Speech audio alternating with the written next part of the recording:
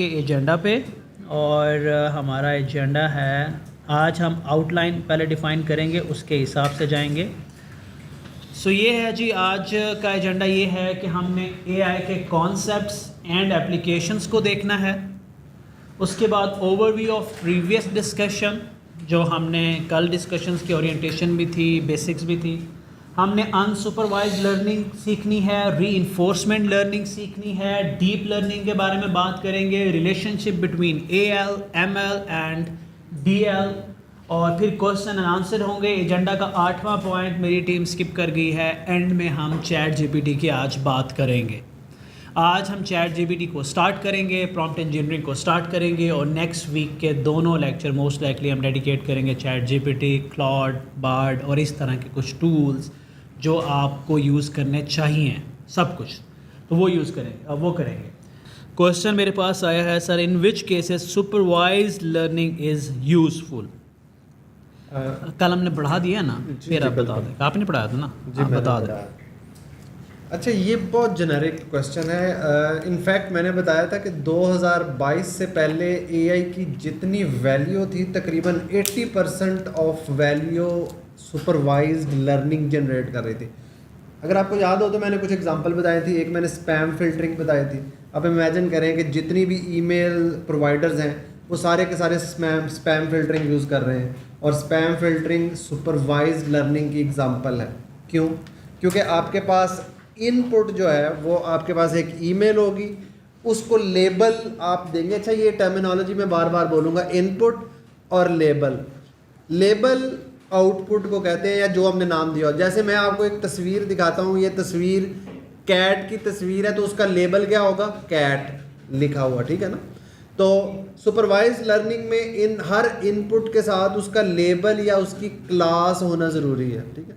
तो ये लफ्ज़ हम इंटरचेंजेबली यूज़ करते हैं, लेबल या क्लास।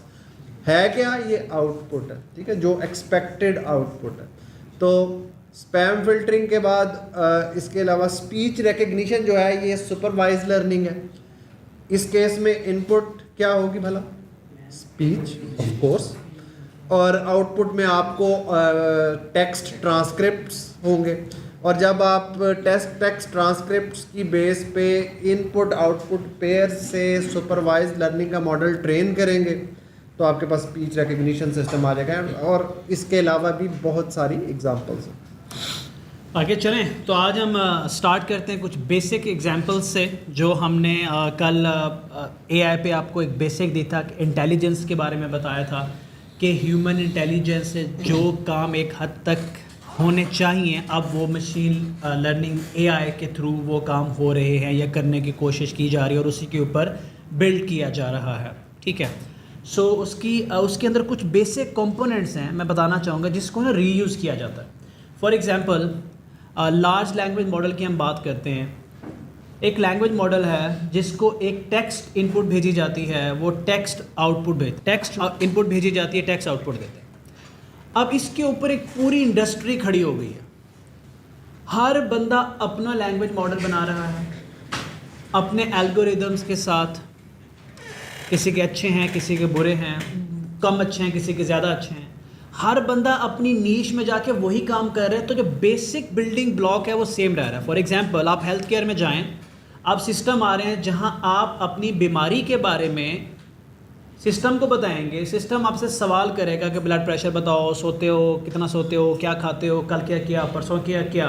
वो आपसे पूछता जाएगा, आप उससे चैट करते जाओगे, और एंड में जाके वो आपको आपकी बीमारी बता देगा, और वो आपको किसी हद तक मेडिसिन भी प्रिस्क्राइब करने की पोजीशन में आते जा रहे हैं आप सिस्टम, आहिस्ता आहिस्ता। ये बहुत पहले बन चुका था, लेकिन एक्यूरेसी की वजह से, क्योंकि मेडिकल एक सेंसिटिव फील्ड है, तो वहाँ पे नहीं हो। तो लैंग्वेज मॉडल एक कॉमन बेसिक बिल्डिंग ब्लॉक है जिसके ऊपर पूरी इंडस्ट्री खड़ी है। इस तरह से एआई के अंदर ना कुछ बेसिक चीज़ें हैं जो एक्चुअली बहुत जगहों पे यूज़ हो रही हैं। Let's talk about object detection, ठीक है। अब ऑब्जेक्ट डिटेक्शन क्या है कि दो ऑब्जेक्ट समझ लें, किसी चीज़ को हम फिलहाल कहते हैं, जैसे गाड़ी है, इंसान है, कोई भी चीज़, ठीक है। ऑब्जेक्ट डिटेक्शन के ये ऑब्जेक्ट क्या है।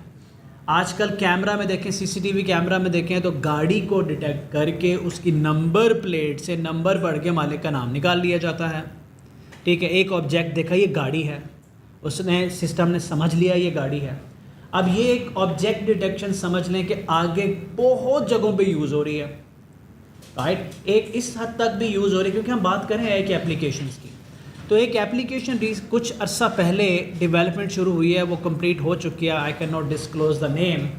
उसमें ये है कि अब अगर आप एक शॉपिंग मॉल में हैं और शॉपिंग मॉल के अंदर आप कोई एक ऐसी मूवमेंट करते हो जो मूवमेंट जो है वो डेंजरस है, तो सिस्टम उसको डिटेक्ट कर लेता है। फॉर एग्जांपल आपने कोई वेपन विदड्रॉ करने के लिए मूवमेंट की, वेपन निकाला, आपके हाथ में अगर कोई वेपन है किसी भी किस्म का, सिस्टम उसको पिक कर लेता है। निकालते हुए ही निकालने के बाद तो हो जाता है, तो ऑब्जेक्ट एंड मूवमेंट डिटेक्शन उसके अंदर हो जाती है। अब वो इसका एक यूज़ केस है, छोटे से यूज़ केस का एक उन्होंने पूरा प्रोडक्ट बना दिया।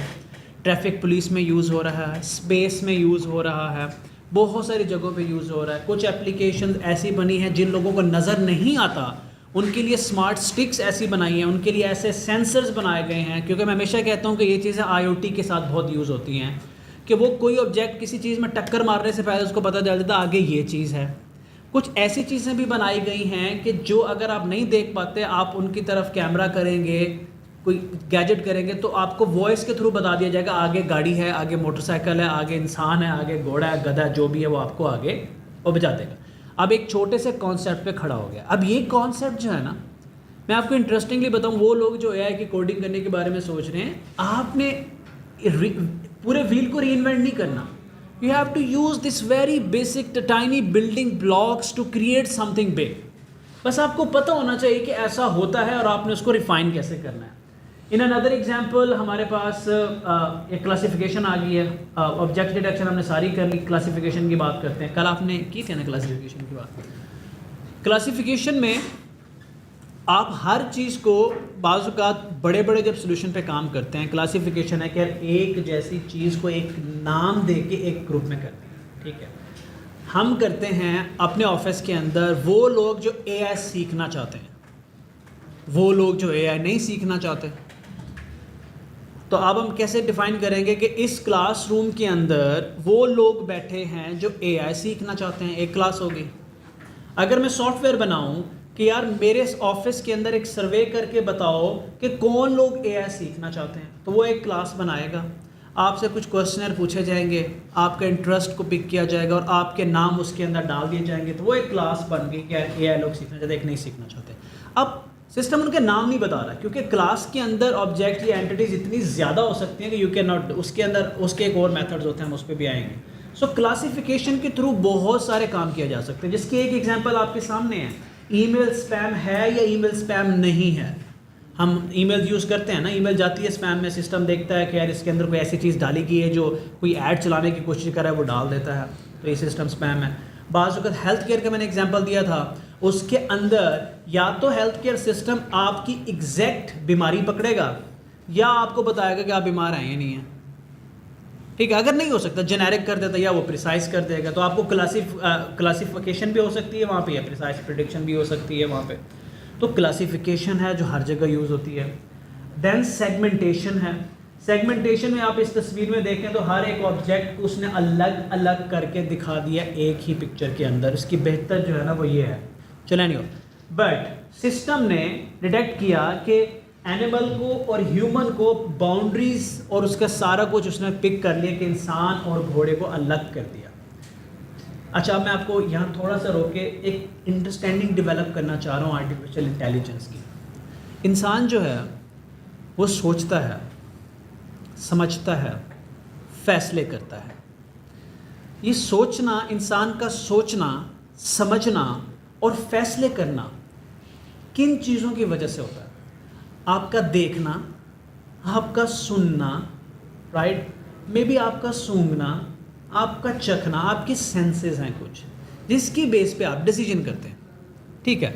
उनमें से जो सबसे इंपॉर्टेंट है, मैं कहूँगा सारे इंपॉर्टेंट होते हैं, लेकिन आपका देखना, तो आपको नहीं लगता कि AI को देखना आ गया है? अब आप भी फिगर आउट कर पा रहे हो कि ये घोड़ा और इंसान अलग अलग, आपको पता लग गया, AI को भी ये पता चल गया। तो आपको यहाँ से देखें कि AI किस तरह थिंकिंग कैपेबिलिटीज़ डेवलप कर रहा है। अच्छा, थोड़ा और पीछे जाते हैं। इंसान को ये कैसे पता चलता है, जब बच्चा होता है, बच्चे को घोड़े का नहीं पता होगा, उसको बताया जाता है कि ये घोड़ा है, उसके दिमाग में डेटा डाला जाता है, उस डेटा को यूज़ करके उसने इस घोड़े को घोड़ा बोला, राइट। सिमिलरली एआई के अंदर मॉडल को बताया जाता है कि ये इतने सारे घोड़े बेच के उसको ट्रेन किया जाता है और वो घोड़े को देख के घोड़ा बता रहा है। तो एआई के अंदर मॉडल को जो हम डेटा फीड करते हैं, या तो हम उसको देखना सिखा रहे होते हैं, कहीं IoTs अगर हम हार्डवेयर लेके आए तो हम उसको सूंघना सिखा रहे होते हैं, टेस्ट करना सिखा रहे होते हैं। इस तरह की बहुत सारी चीज़ें हमारे पास होती है। अगर हम हार्डवेयर का कॉम्बिनेशन, जो मैं हमेशा कहता हूँ, आने वाले दौर में IoT और AI का combination you will see everywhere, क्योंकि it will give you sense of taste and smell, सब कुछ आप कर पाओगे, क्योंकि उसके लिए हार्डवेयर चाहिए होता है। देखना आपके पास AI में आ गया। तो सेगमेंटेशन, क्लासिफिकेशन, एंड देन आपको कल हमने बताया था जनरेटिव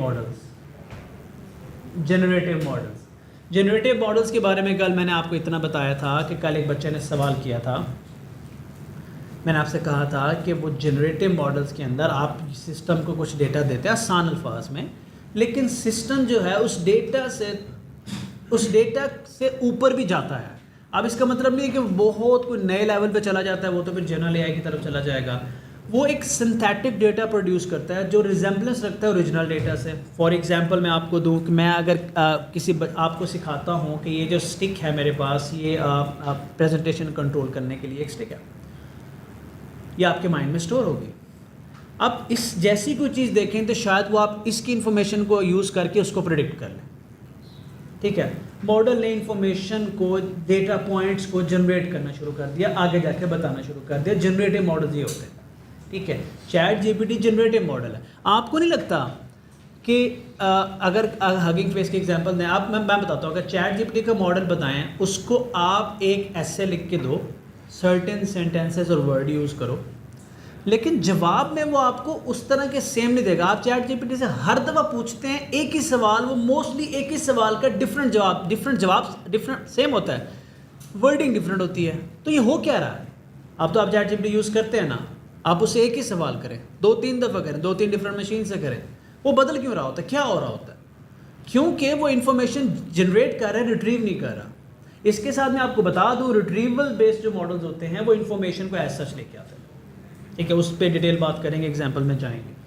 तो उसकी कुछ एग्जाम्पल्स हैं, जैसे हमारे पास सोर्स है, जेंडर है, हेयर है, लेंथ है, ग्लासेस है, पोज है। तो उसकी जो मिक्सर, वीडियो प्ले नहीं हो रही यहाँ पे, मेरे ख्याल में StreamYard का इशू है। तो हमने जनरेटिव मॉडल से 2-4 कंपोनेंट को मिक्स करके उसको न्यू आउटपुट उसकी निकाली। जैसे मैंने कहा न्यू डेटा पॉइंट्स निकाले।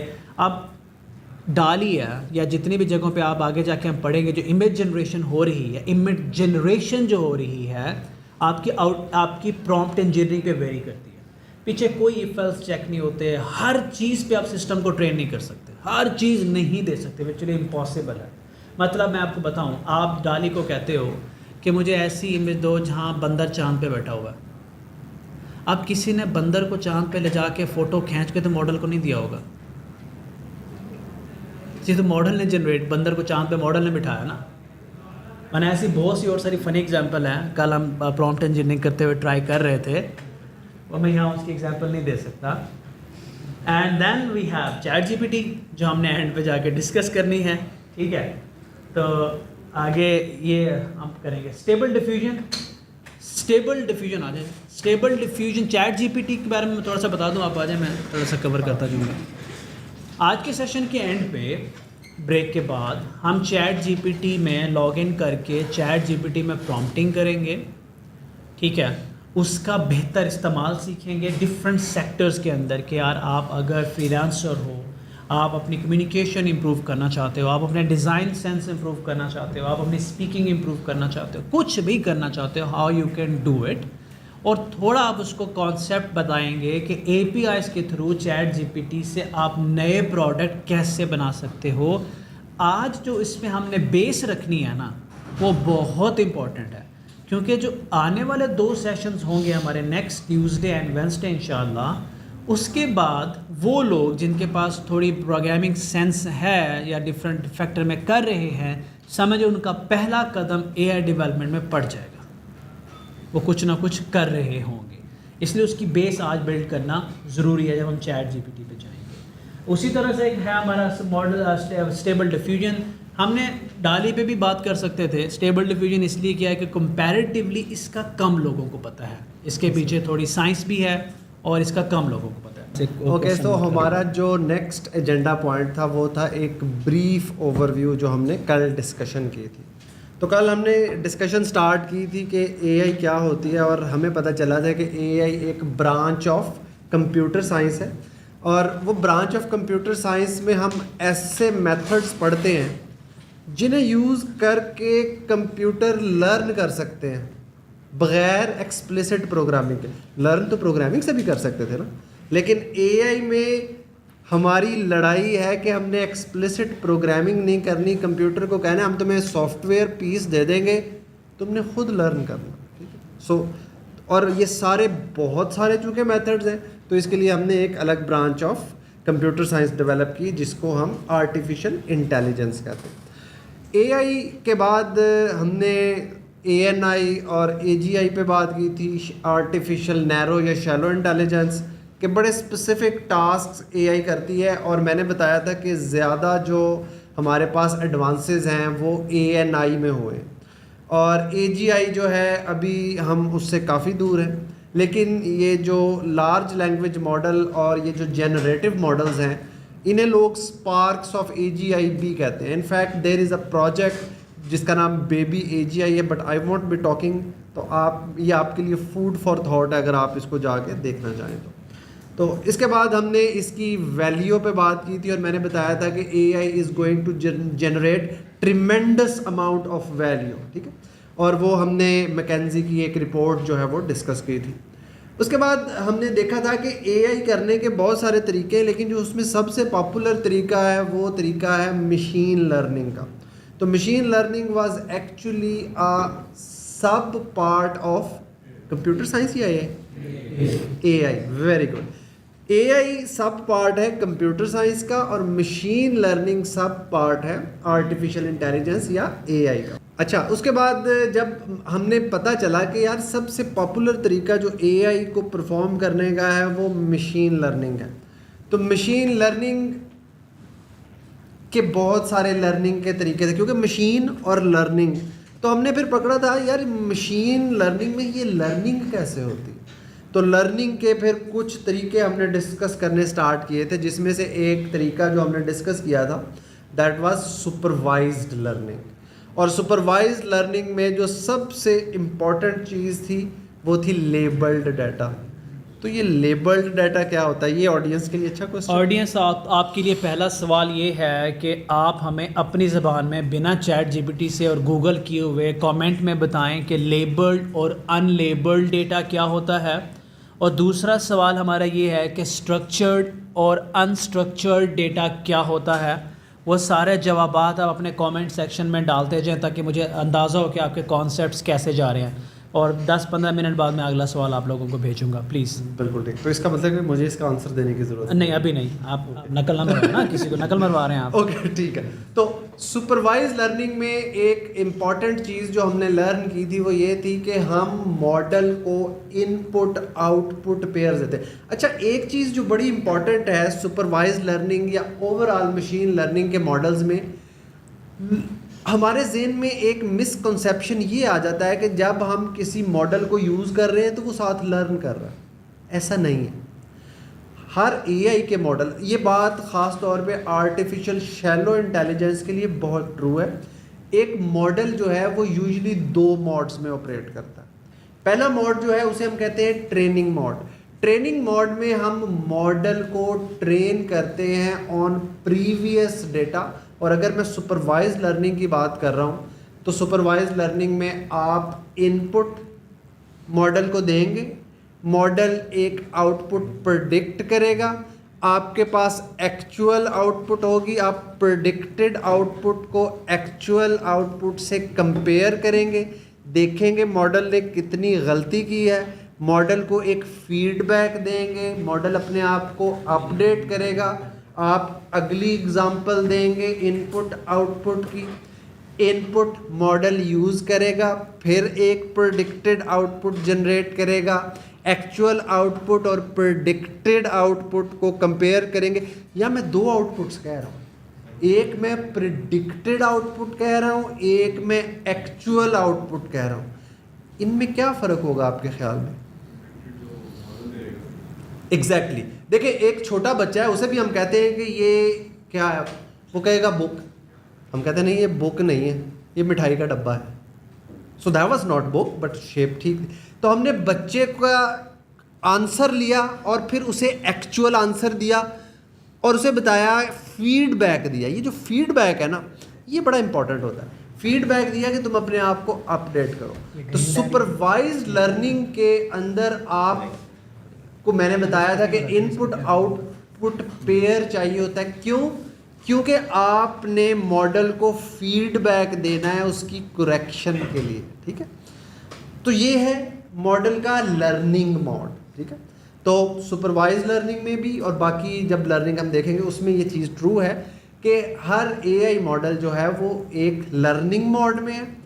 और अच्छा, जब आपने उसे ट्रेन कर लिया या उसने लर्न कर लिया तो उसके बाद हम कहते हैं कि अब ये प्रिडिक्शन या इन्फ्रेंस मोड में है। अब आप उसे कोई अननोन इनपुट देंगे और वो अपनी लर्निंग की बेस पे उस अननोन इनपुट को आउटपुट में कन्वर्ट करेगा, ठीक है। और अगर वो मॉडल बेहतर ट्रेंड है तो इस चीज़ का लाइक्लीहुड बहुत ज़्यादा है कि उसकी आउटपुट बेहतर होगी, उसकी आउटपुट अच्छी होगी। इनफैक्ट ये हमें ज़हन में रखना चाहिए। अच्छा, एक क्वेश्चन मैं आपसे पूछता हूँ, अगर एक मॉडल 100% रिजल्ट दे तो क्या ये अच्छी बात है या बुरी बात है? कितने लोग समझते हैं कि एक मॉडल 100% प्रेडिक्शन दे रहा है तो ये अच्छी बात है? यार एक सॉरी आपको प्रिडिक्ट करो, हमने सवाल किया था लेबल्ड और अनलेबल्ड डेटा का, तो जवाब आ गया। मैं जवाब आप लोगों को पढ़ के सुनाता हूँ। जब आप 3 दिन के हो जाते हैं तो आपका नाम रख दिया जाता है, तब आप लेबल्ड डेटा हो जाते हैं, ठीक है। जब आपका नाम नहीं होता तो आप अनलेबल्ड डेटा। भाई क्या मैं भी मिसालें देता हूँ, अब मेरी मिसालें तो हो गई ख़त्म। Please continue. लेकिन ये नेक्स्ट लेवल था। ये एक अच्छी एग्जांपल। Okay good. अच्छा, एक बात है, गलत आंसर देने से कभी नहीं डरना चाहिए। गलत आंसर देंगे, हमें पता चलेगा यार इधर वीकनेस है और हम उसे एड्रेस करेंगे। सो do not be afraid of giving us wrong answer. आने दें रॉन्ग आंसर, आने दें, नथिंग रॉन्ग होता है। बट यहाँ पे बड़े ज़बरदस्त आंसर आ रहे हैं, बच्चों को कॉन्सेप्ट समझ में आ रहे हैं, माशाल्लाह, इट्स फाइन, ठीक है, ये कॉन्सेप्ट जा रहे हैं, ठीक है। एक चीज़ मेरा भी सवाल है, थोड़ा सा आप समझा रहे थे, अनलर्न के बारे में भी बताते जाए। अनलर्न वो न्यूरल नेटवर्क्स में आएगा। अगर हम मॉडल को डेटा देते हैं, और हमें पता चलता है कि डेटा हमने फीड नहीं किया सही वाला, जो क्या मैं ऑलरेडी अपने जीपीटी में लगा रहता हूँ, तो वो भी थोड़ा कॉन्सेप्ट। हाँ, वो न्यूरल नेटवर्क्स में हम डिस्कस करेंगे, क्योंकि कन्वेंशनल एमएल में ये कैपेबिलिटी नहीं है। Okay, so 100% result, is it a good thing और अ बैड थिंग?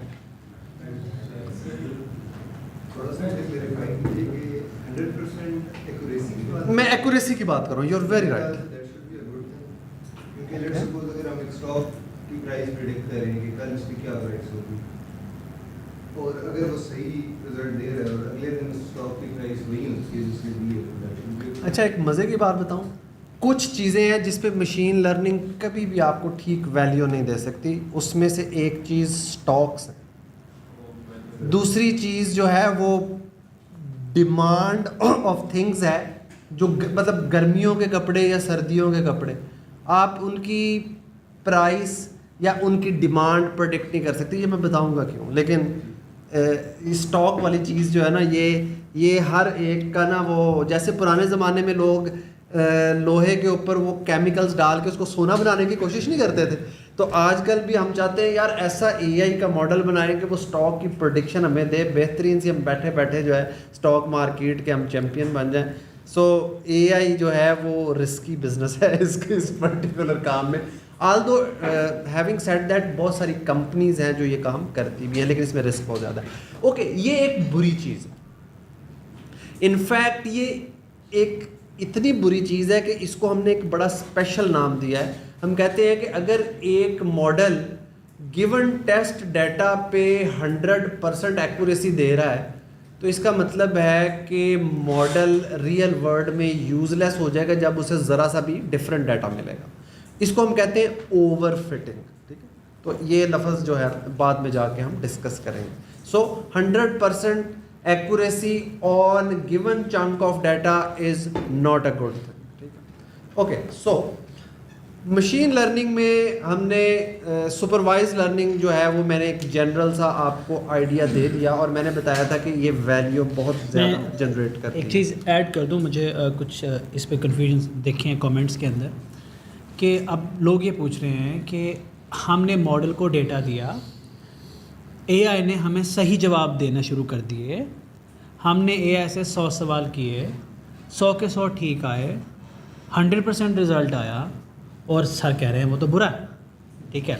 देखिए, आपको मैं थोड़ा सा ऐड कर दूं इसके अंदर। ये ऐसा ही है कि जैसे आप एग्ज़ाम में जाते हो और एक नालायक बच्चा होता है जो सारा साल नहीं पढ़ता और उसके रिज़ल्ट में आया होता है कि उसने 99.99 मार्क्स लिए हैं, तो पहली चीज़ आपके माइंड में क्या आएगी? क्या चीज़ आएगी? क्योंकि आपको पता है कि उस बच्चे को पूरे साल में सही डाटा फीड नहीं किया, उसने वो कंटेंट कंज्यूम नहीं किया, उसने क्लासेस नहीं ली, और हमारी जो लेक्चर थे उसमें भी कमियां हैं। हमने भी 4 चैप्टर छोड़े हुए हैं, हमें पता है कि हमने 4 चैप्टर नहीं पढ़ाए, फिर भी ये 99 लेके बैठा हुआ है। इसका मतलब ये है कि इसने चैट जीपीटी खोला हुआ है, ठीक है। तो एक डाउट क्रिएट हुआ और कंप्यूटर साइंस कहती है, याद रखें, मैं ये बात मैथ में प्रोग्रामिंग के लोगों को भी कहता हूँ कि जब कभी आपका क्लाइंट आपसे ये कहे कि आप गलत हैं तो आपकी पहली जो थॉट आना चाहिए आपके माइंड में वो ये है कि आप गलत हैं। मैं रिपीट करता हूँ कि जब आपका कस्टमर किसी भी फील्ड में आपके प्रोडक्ट के अंदर फ्लॉ ढूंढे, कहे कि यार ये आपका चीज़ नहीं चल रही, पर्टिकुलरली इन द प्रोग्रामिंग, तो आप उसे ये ना कहें कि सॉरी यार इसको समझ नहीं आई होगी, यार ये बंदा ठीक नहीं है। पहला थॉट आपका आना चाहिए कि हाँ मैं गलत हूँ, क्योंकि इसमें गलती के चांसेस इतने ज़्यादा होते हैं। तो ये रूल है। तो इसलिए मशीन लर्निंग में 100% जब रिज़ल्ट आता है तो वो ऐसा होता है कि जैसे हमने सही सिस्टम ट्रेन नहीं किया और कुछ ना कुछ जो है सिस्टम जो है वो वैल्यू जनरेट नहीं कर रहा, बल्कि हार्ड कोडिंग या कहीं भी हमारी गड़बड़। एग्जैक्टली, इरफान ने बड़ा सही कहा है, हार्ड कोडिंग। जब आप गिवन डाटा पे आप जब बहुत ज़्यादा मॉडल को ट्रेन करते हैं, बार बार वही इनपुट दिखाई जा रहे हैं, तो ये ऐसे ही है जैसे मॉडल ने रट्टा लगा लिया। आप उसे जब उससे मिलती जुलती चीज़ लगाएंगे वो फ़ौरन कहेगा ठीक है, लेकिन जब आप उसे रियल वर्ल्ड में डिप्लॉय करेंगे, डिफरेंट चीज़ें आएंगी, वो स्पेक्टेकुलरली फेल हो जाएगा। क्यों? क्योंकि उसने जो ट्रेनिंग डाटा था इतना ज़्यादा क्रैम कर लिया कि अब वो ज़रा ज़्यादा डिफरेंट चीज़ आएगी तो वो उससे पहचानी नहीं जाएगी, ठीक है। सो इसलिए ये जो ट्रेनिंग और जो छोटा सा वैलिडेशन वाला जो डाटा है, अच्छा ये भी इम्पॉर्टेंट है, ट्रेनिंग और वैलिडेशन डाटा, ये मेरा ख्याल हम अभी एड्रेस कर दें अगर हम बात कर रहे हैं। देखिए, जब भी हम मॉडल को ट्रेन करते हैं और हमारे पास 100% डाटा है तो हम वो सारे का सारा डाटा ट्रेनिंग में कभी यूज़ नहीं करते। एक रूल ऑफ थंब है कि आप उसमें से 70% डाटा ट्रेनिंग के लिए यूज़ करते हैं और उसमें से 30% डाटा कभी मॉडल को नहीं दिखाते। ट्रेनिंग के दौरान आप वो 30% डाटा कभी मॉडल को नहीं दिखाते, क्योंकि उस 30% डाटा से आपने मॉडल का इम्तिहान लेना होता है कि तुमने 70% डाटा से कैसा सीखा, ठीक है। तो जिस डेटा से मॉडल सीख रहा है उस डेटा को हम कहते हैं ट्रेनिंग डाटा, नॉट सरप्राइजिंगली, और जिस डेटा से हम मॉडल का इम्तिहान ले रहे हैं उसको हम टेस्ट डेटा या वैलिडेशन डेटा कहते हैं, ठीक है। तो यूजुअली रूल ऑफ थंब है कि 70% अगर आपके पास डाटा अवेलेबल है तो आप 70% डेटा जो है वो ट्रेनिंग डेटा के तौर पे यूज़ करेंगे और 30% डेटा जो है वो आप वैलिडेशन या टेस्ट डेटा पे यूज़ करेंगे। और अगर वो 30 परसेंट डाटा पे आपके रिजल्ट अच्छे आ रहे हैं तो ये एक अच्छी बात है। लेकिन अगर ट्रेनिंग डाटा पे आपकी एक्यूरेसी 99-100% है, then you need to worry कि आपने उसको ओवर ट्रेन कर लिया है और मॉडल ने ट्रेनिंग डाटा को रट्टा लगा लिया है, हार्ड कोड कर लिया है। जी हैदर, आपका क्वेश्चन। ये कि एक्चुअली जो एक्यूरेट फिगर या गुड फिगर क्या होती है, परसेंटेज इज गुड, क्योंकि और हमारा वो ट्रेन होने के बाद क्या ये गोल है कि इसको मजीद परफेक्शन की तरफ लेके जाना है? बिल्कुल ठीक है। देखिए, हम ये चाहते हैं कि जो ट्रेनिंग एक्यूरेसी है ना, वैलिडेशन एक्यूरेसी भी उसके करीब करीब हो। यानी अगर मेरी ट्रेनिंग एक्यूरेसी 93% है और मेरी वैलिडेशन एक्यूरेसी भी 93% है, then I have done good job. लेकिन अगर मेरी ट्रेनिंग एक्यूरेसी है 99% और मैं टेस्ट डाटा देता हूं, एक्यूरेसी आती है 46%, तो मॉडल ने सब कुछ रट्टा लगाया था, जहां उसे अनसीन डाटा नजर आया उधर वो फेल हो गया। अगेन मैं आपको इसको रियल वर्ल्ड में ले आते हैं थोड़ा सा, और एक और क्वेश्चन भी आया, मैं उसका जवाब भी साथ देता जाऊं।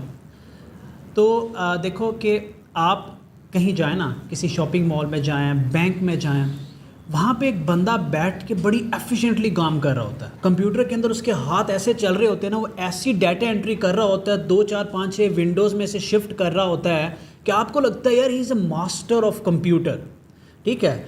और उसका सॉफ्टवेयर बदल दें, उसे कहें ए यूज़ करो, ठीक है।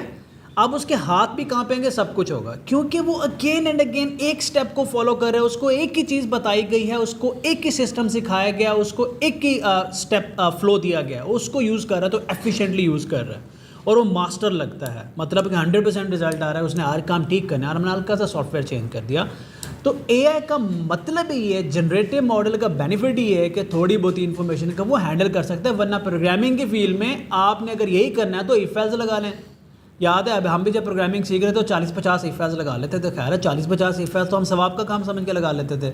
अब बदने लगाते हैं या नहीं लगाते लेकिन वो इसलिए। दूसरा एक सवाल आया कि हम ये पढ़ने के बाद 3-4 महीने, एक तो लोगों को बार बार आ रहा है लेकिन मैं इसका डिफरेंट कॉन्टेक्स्ट में आंसर करूँगा कि हम 4 महीने का कोर्स लेने के बाद हम कहाँ खड़े होंगे, क्या कमा रहे होंगे। मैं बार बार बता रहा हूँ, ये आपने अपना जवाब खुद देना है। हर बंदा एक डिफरेंट पॉइंट से स्टार्ट कर रहा है, ठीक है। यहाँ जो लोग बैठे हैं वो कंप्यूटर साइंस के लोग हैं, कुछ लोगों को प्रोग्रामिंग का पता है, कुछ लोगों को नहीं पता। मैं आपको एक बात कह सकता हूँ कि आप आज से बहुत बेहतर पोजीशन में होंगे। हो सकता है आप उस कामयाबी के रास्ते पे बहुत आगे निकल जाएं, हो सकता है मिड में हो, लेकिन ये तय है कि आप उस रास्ते पे चल पड़ोगे, ठीक है। अब हर बंदा अपनी मेहनत, अपने फोकस और अपनी आज तक जो उसने एकेडमिक करियर में किया है उसकी बेस पे भागेगा। अब मैं इसको लेके आता हूँ करंट कॉन्टेक्स्ट में।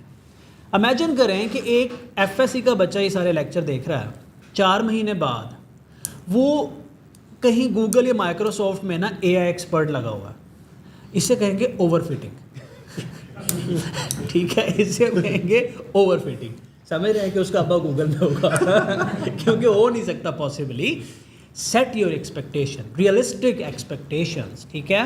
हर बंदे के लिए ये जवाब मुख्तलिफ होगा, ये अपने आप से करेंगे व्हाट यू कैन डू। हम लोग डिलीवर कर रहे हैं, हम लोग डिलीवर करते जाएंगे, ठीक है। अच्छा इरफान, इधर मैं चाहूँगा कि वो आप अपना विजन भी बताएं कि हम एआई को पॉपुलराइज करना चाहते हैं ताकि वो लोग जो हैं वो एक लफ्ज़ सुने, उसमें फिर ज़्यादा से ज़्यादा देखें। Interest that's great, good question. ये बार बार बताना इसलिए ज़रूरी है कि यहाँ ये जो लोग बैठे हुए हैं, मैं हमेशा कहता हूँ कि अगर आपने कामयाबी के रास्ते पे चलना है तो पहला जो होता है ना वो होता है आपका शौक़, सीखने का शौक़, किसी काम को करने का शौक़। हमारे यहाँ एआई का पता भी नहीं है, मेजॉरिटी को पता लगेगा, बेनिफिट समझ में आएंगे, पावर समझ में आएगी, आपको उसमें पैसे नज़र आएंगे, आपको उसमें फेम नज़र आएगा, कामयाबी नज़र आएगी, तो क्या होगा, शौक़ पैदा होगा। और जिस दिन आपके अंदर शौक़ पैदा हो गया, आपको हमारे जैसों की ज़रूरत नहीं रहनी। ये सेल्फ लर्निंग का दौर है, इतने पावरफुल टूल हैं। हम क्या कर रहे हैं कि आप लोग जब यहाँ से सीखेंगे, गांव में जाएंगे, वहाँ जहाँ एआई के बच्चों को एआई का पता ही नहीं है, वहाँ आप उनको एआई के बारे में बेसिक्स बताएंगे, उनके अंदर शौक़ पैदा होगा। और हु नोज़ के कितने साइंटिस्ट निकलते हैं, डेटा साइंटिस्ट वहाँ से निकलेंगे। हमारा काम है वो एक चिंगारी थोड़ा सा डालना, आग खुद ब खुद लगेगी। हर मुल्क में मैं एक एग्जांपल देता हूँ, जिस मुल्क में क्रिकेट या फुटबॉल के वर्ल्ड कप्स कराए जाते हैं वो इसलिए कराए जाते हैं कि वहाँ की आवाम के अंदर उस खेल के बारे में उसका शौक़ पैदा हो। ठीक है, world cup is not all about business. वहाँ के हर तरफ बैनर लगे होते हैं क्रिकेट के, हर तरफ छोटे छोटे इवेंट हो रहे होते हैं। आप नोटिस करें जब क्रिकेट वर्ल्ड कप आता है तो गलियों में क्रिकेट बढ़ जाती है, स्कूलों में क्रिकेट बढ़ जाती है, क्रिकेट की स्पोर्ट्स पे रश बढ़ जाता है, क्रिकेट के प्रोडक्ट जल्दी बिक रहे होते हैं। क्यों? क्योंकि वो इवेंट एक अवेयरनेस लाता है, वो एक शौक़ पैदा करता है। हम AI में वही करा रहे हैं, सिंपल। उसके बाद कौन कहाँ जाएगा ये उसकी मेहनत है। बिल्कुल ऐसा। Good, thank you. Okay, so we were talking about कि एक AI का मॉडल जब आप उससे प्रेडिक्शन करवाते हैं तो वो उस डेटा से लर्न नहीं करता। ये चीज़ हमें क्लियर है ना कि एक ट्रेनिंग मोड है मॉडल का और एक इन्फ्रेंस या प्रेडिक्शन मोड है।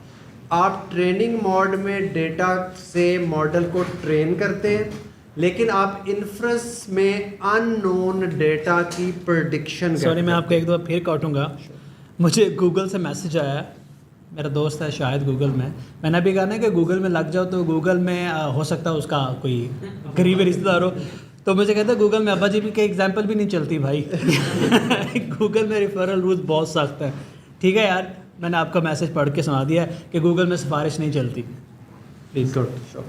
Okay, so that was the overview जो हमने लास्ट टाइम डिस्कस किया था। I hope I am not missing anything.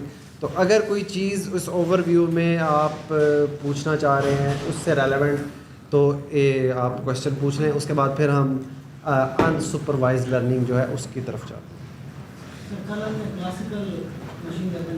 Classical को मैं इसलिए बेटा डिस्कस नहीं कर रहा कि नो बडी यूजेज इट।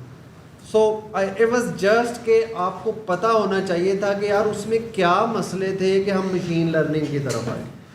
तो वो उसमें मसले ये थे कि ह्यूमन एक्सपर्ट चाहिए था, रूल्स खुद हाथ से बैठ के निकालने थे और इतने ज़्यादा रूल निकालना पॉसिबल नहीं था। तो इसलिए वो चीज़ जो है ना वो हमने फिर छोड़ दी, क्योंकि वो स्केलेबल नहीं थी। ये लफ्ज़ मैंने बोला था कल भी कि स्केलेबल का मतलब है कि जो काम 5 के लिए ठीक है वो 5 लाख के लिए भी ठीक है। तो अगर आप 5 रूल निकाल सकते हैं तो 5 लाख रूल भी निकाल सकते हैं, तो ये स्केलेबल है। लेकिन क्लासिकल AI में आप 5 रूल और से 5 लाख रूल में बहुत लंबा सफ़र, एफर्ट और ह्यूमन इंटरवेंशन बहुत ज़्यादा। ओके, सो अनसुपरवाइज लर्निंग, एक प्रोवर्ब सुनाता हूँ, उससे आपको अनसुपरवाइज लर्निंग समझ में आ जाएगी। वैसे तो एक शेर भी है लेकिन वो फ़ारसी का शेर है तो वो शायद मुश्किल से समझ आए। पहले मैं प्रोवर्ब से कोशिश करता हूँ, फिर मैं शेर सुना दूँगा, उसके बाद फिर हम अनसुपरवाइज लर्निंग की बात कर लें। A person is known by the company he keeps. ठीक है? A person is known by company he keeps. ठीक है? तो ये प्रभाव आपने ज़हन में रखनी है। अनसुपरवाइज लर्निंग, जैसा कि नाम से ही जाहिर है कि सुपरविजन नहीं है भाई। तो अगला क्वेश्चन हमारे ज़हन में ये आता है कि यार सुपरवाइज लर्निंग इतनी अच्छी है, वैल्यू भी जनरेट करती है, आप अनसुपरवाइज लर्निंग क्यों करना चाहते हैं? ठीक है, इसका सिंपल जवाब ये है कि सुपरवाइज लर्निंग में मैंने बताया था कि आपको इनपुट आउटपुट पेयर्स चाहिए। इमेजिन करें आपको एक इमेज का फोल्डर मिला, उस इमेज के फोल्डर के अंदर 50,000 इमेजेस हैं। कौन उन्हें एनोटेट करेगा? ठीक है ना? कौन उन्हें लेबल लगाएगा? याद रखें, लेबलिंग ह्यूमंस ने करनी है और लेबल डाटा को लेबल करना एक मुश्किल काम है। इनफैक्ट इसके और तरीके होंगे, लेकिन लेबल और ज़्यादातर डेटा जो हमारे पास है वो अनलेबल्ड डाटा। इसका मतलब है कि अगर हम सिर्फ सुपरवाइज लर्निंग पे कंसंट्रेट करेंगे तो हम बहुत सारा डेटा जिसको हम एनोटेट नहीं कर पाएंगे। बाय द वे, एनोटेट का मतलब आपको क्लियर है? ये लफ्ज़ मैंने 2-3 बार बोला है। एनोटेट का मतलब है कि मेरे पास 3 तस्वीरें थी, एक में कैट थी, एक में मंकी था, एक में डियर था, तो मैंने उन तस्वीरों के साथ आउटपुट लिख दी कि यार ये कैट पिक्चर है, ये मंकी पिक्चर है, ये डियर पिक्चर है। This process of labelling is called annotation. Labelling भी कह सकते हैं और उसमें जो इंडिविजुअल पिक्चर्स हैं या इंडिविजुअल, अच्छा मैं पिक्चर कहता हूँ, मैं इन सब को मैं डेटा पॉइंट्स भी कह सकता हूँ, मैं इन्हें सैम्पल्स भी कह सकता हूँ, ठीक है। तो ये इंटरचेंजेबली कभी कभी मैं इसको यूज़ कर लूँगा। पिक्चर्स एक डाटा पॉइंट है जिससे मॉडल ने लर्न करना है, या डाटा सैंपल है जिससे मॉडल ने लर्न करना है, ठीक है। तो हमारे पास इतना ज़्यादा डाटा है जो अनलेबल्ड है, हम उसे मिस नहीं करना चाहते, लेकिन वो अनलेबल्ड है तो उससे लर्न कैसे करें, क्यों, आउटपुट तो हमें पता ही नहीं। तो इस जगह पे हमारी हेल्प करने के लिए हमने जो एक डिफरेंट लर्निंग डेवलप की है उसे हम कहते हैं अनसुपरवाइज्ड लर्निंग। अनसुपरवाइज्ड लर्निंग का बेसिक आइडिया ये है कि बहुत सारा डेटा ले, सिमिलर चीज़ों को ग्रुप कर ले, दैट्स इट। तो इसीलिए मैंने आपको प्रोवर्ब सुनाई थी, a person is known by the company he keeps. इसका मतलब है कि जब आप अनसुपरवाइज्ड लर्निंग अप्लाई करेंगे तो आप इनफैक्ट, अब मैं वही इमेज की एग्जांपल जो है वो उसी को लेके चलता हूँ। इमेजिन करें कि हमारे पास 1000 इमेजेस हैं और हम ये भी अज्यूम कर लेते हैं कि उसमें 4 तरह के इमेजेस हैं।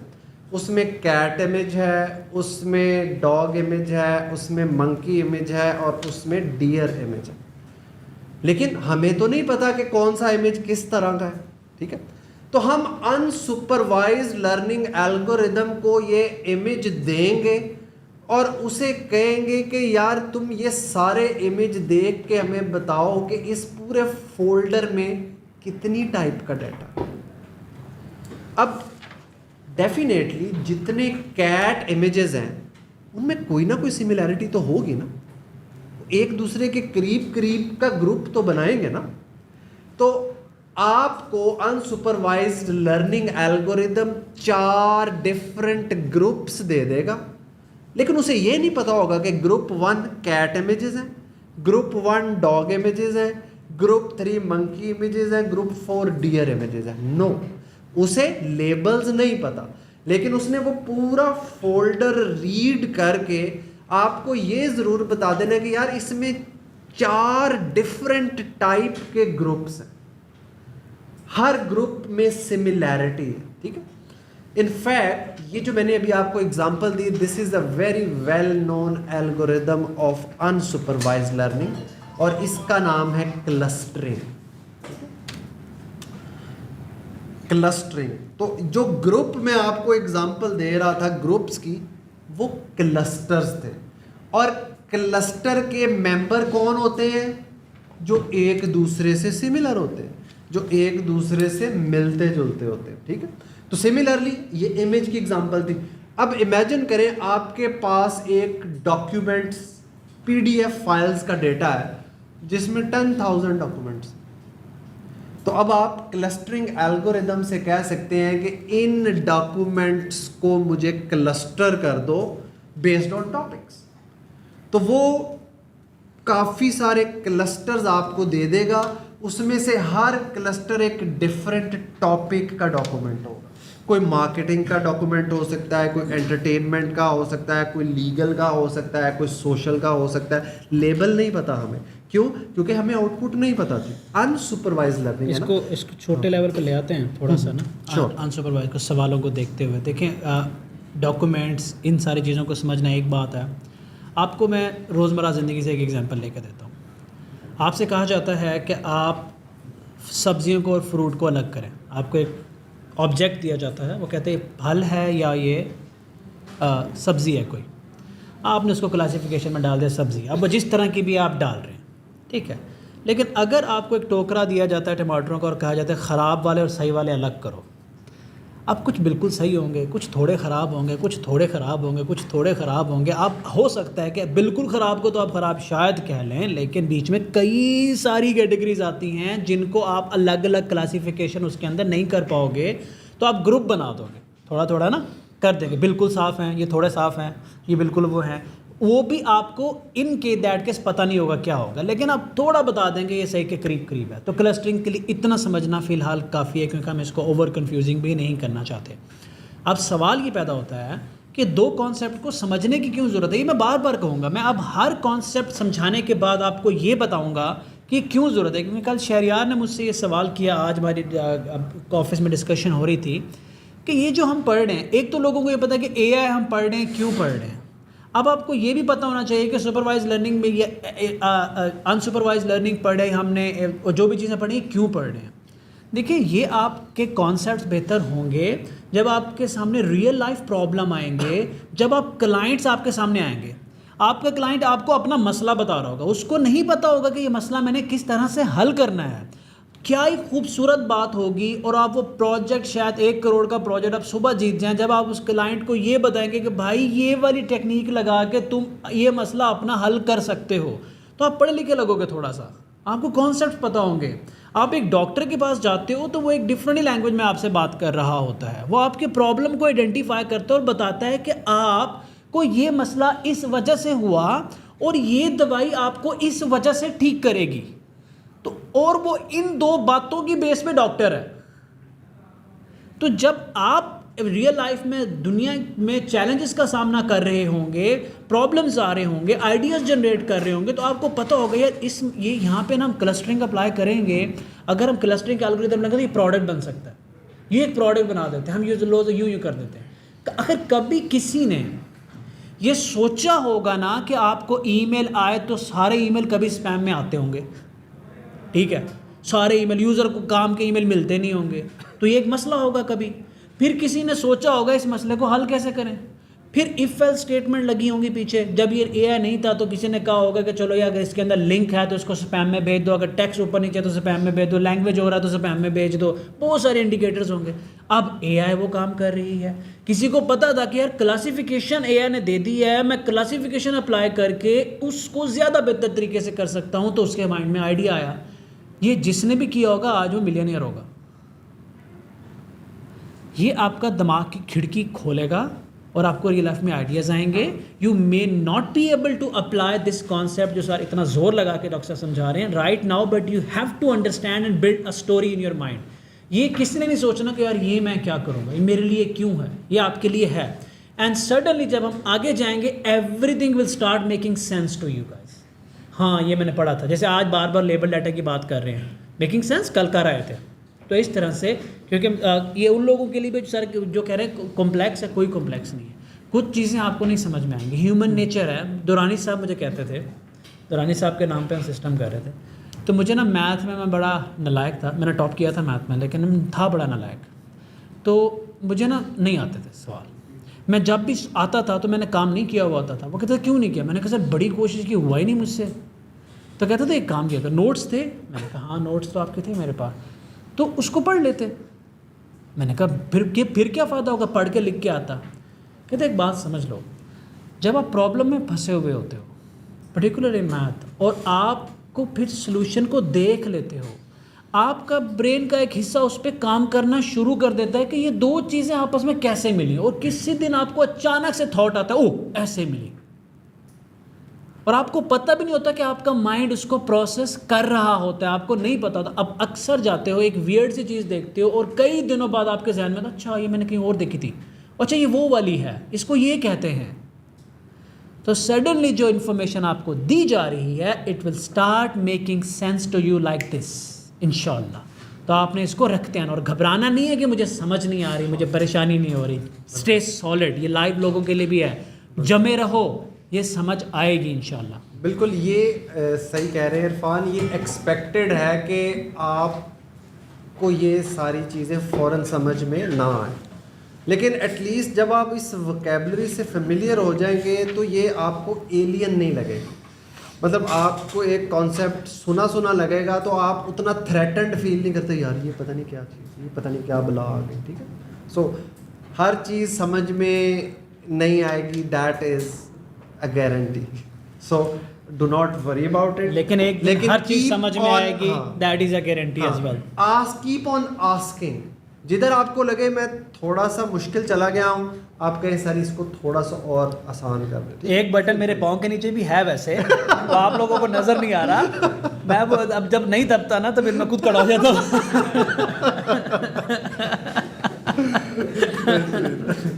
Okay, so we were talking about unsupervised learning, और मैंने एक तरीका बताया था इसका, क्लस्टरिंग थोड़ा सा इंट्यूशन, वो पिक्चर बन गई है ना ज़हन में, क्या होता होगा, लेबल नहीं है। आई थिंक इस पिक्चर को आपका थोड़ा सा रेफरेंस देना शुरू करें, ये वाली, हाँ, ताकि इनको अंदाज़ा सही। बेहतरीन, ये बहुत ज़बरदस्त पिक्चर है। ये देखें, बिखरी हुई चीज़ें हमारे पास पड़ी थी, अनसुपरवाइज्ड लर्निंग एल्गोरिथम को दिया तो उसे पता नहीं है ये क्या चीज़। उसने कहा यार ये मिलते जुलते ना 3 क्लस्टर्स हैं जिसमें चीज़ें सिमिलर हैं, वो सारी मिलती जुलती हैं, ठीक है। सो इसका मतलब है कि अनसुपरवाइज्ड लर्निंग जो है वो पैटर्न फाइंड कर सकती है। अच्छा, अनसुपरवाइज्ड लर्निंग में 2 और भी चीज़ें हैं।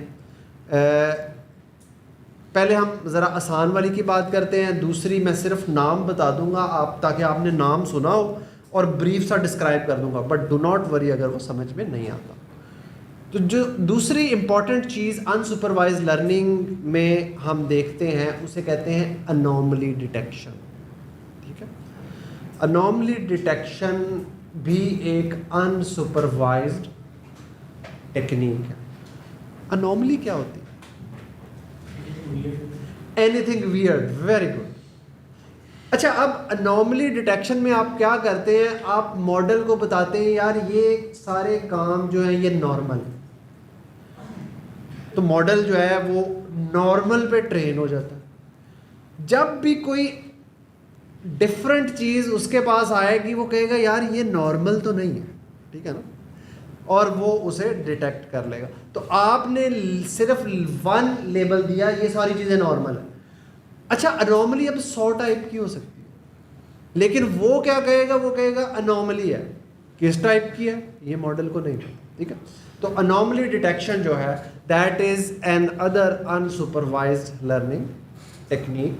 तो हमने 2 टेक्निक्स पढ़ी, एक क्लस्टरिंग थी जिसमें हम सिमिलर चीज़ों को ग्रुप करते हैं, और दूसरी हमने अनोमली डिटेक्शन देखी जो नॉर्मल को एबनॉर्मल से सेपरेट करती है।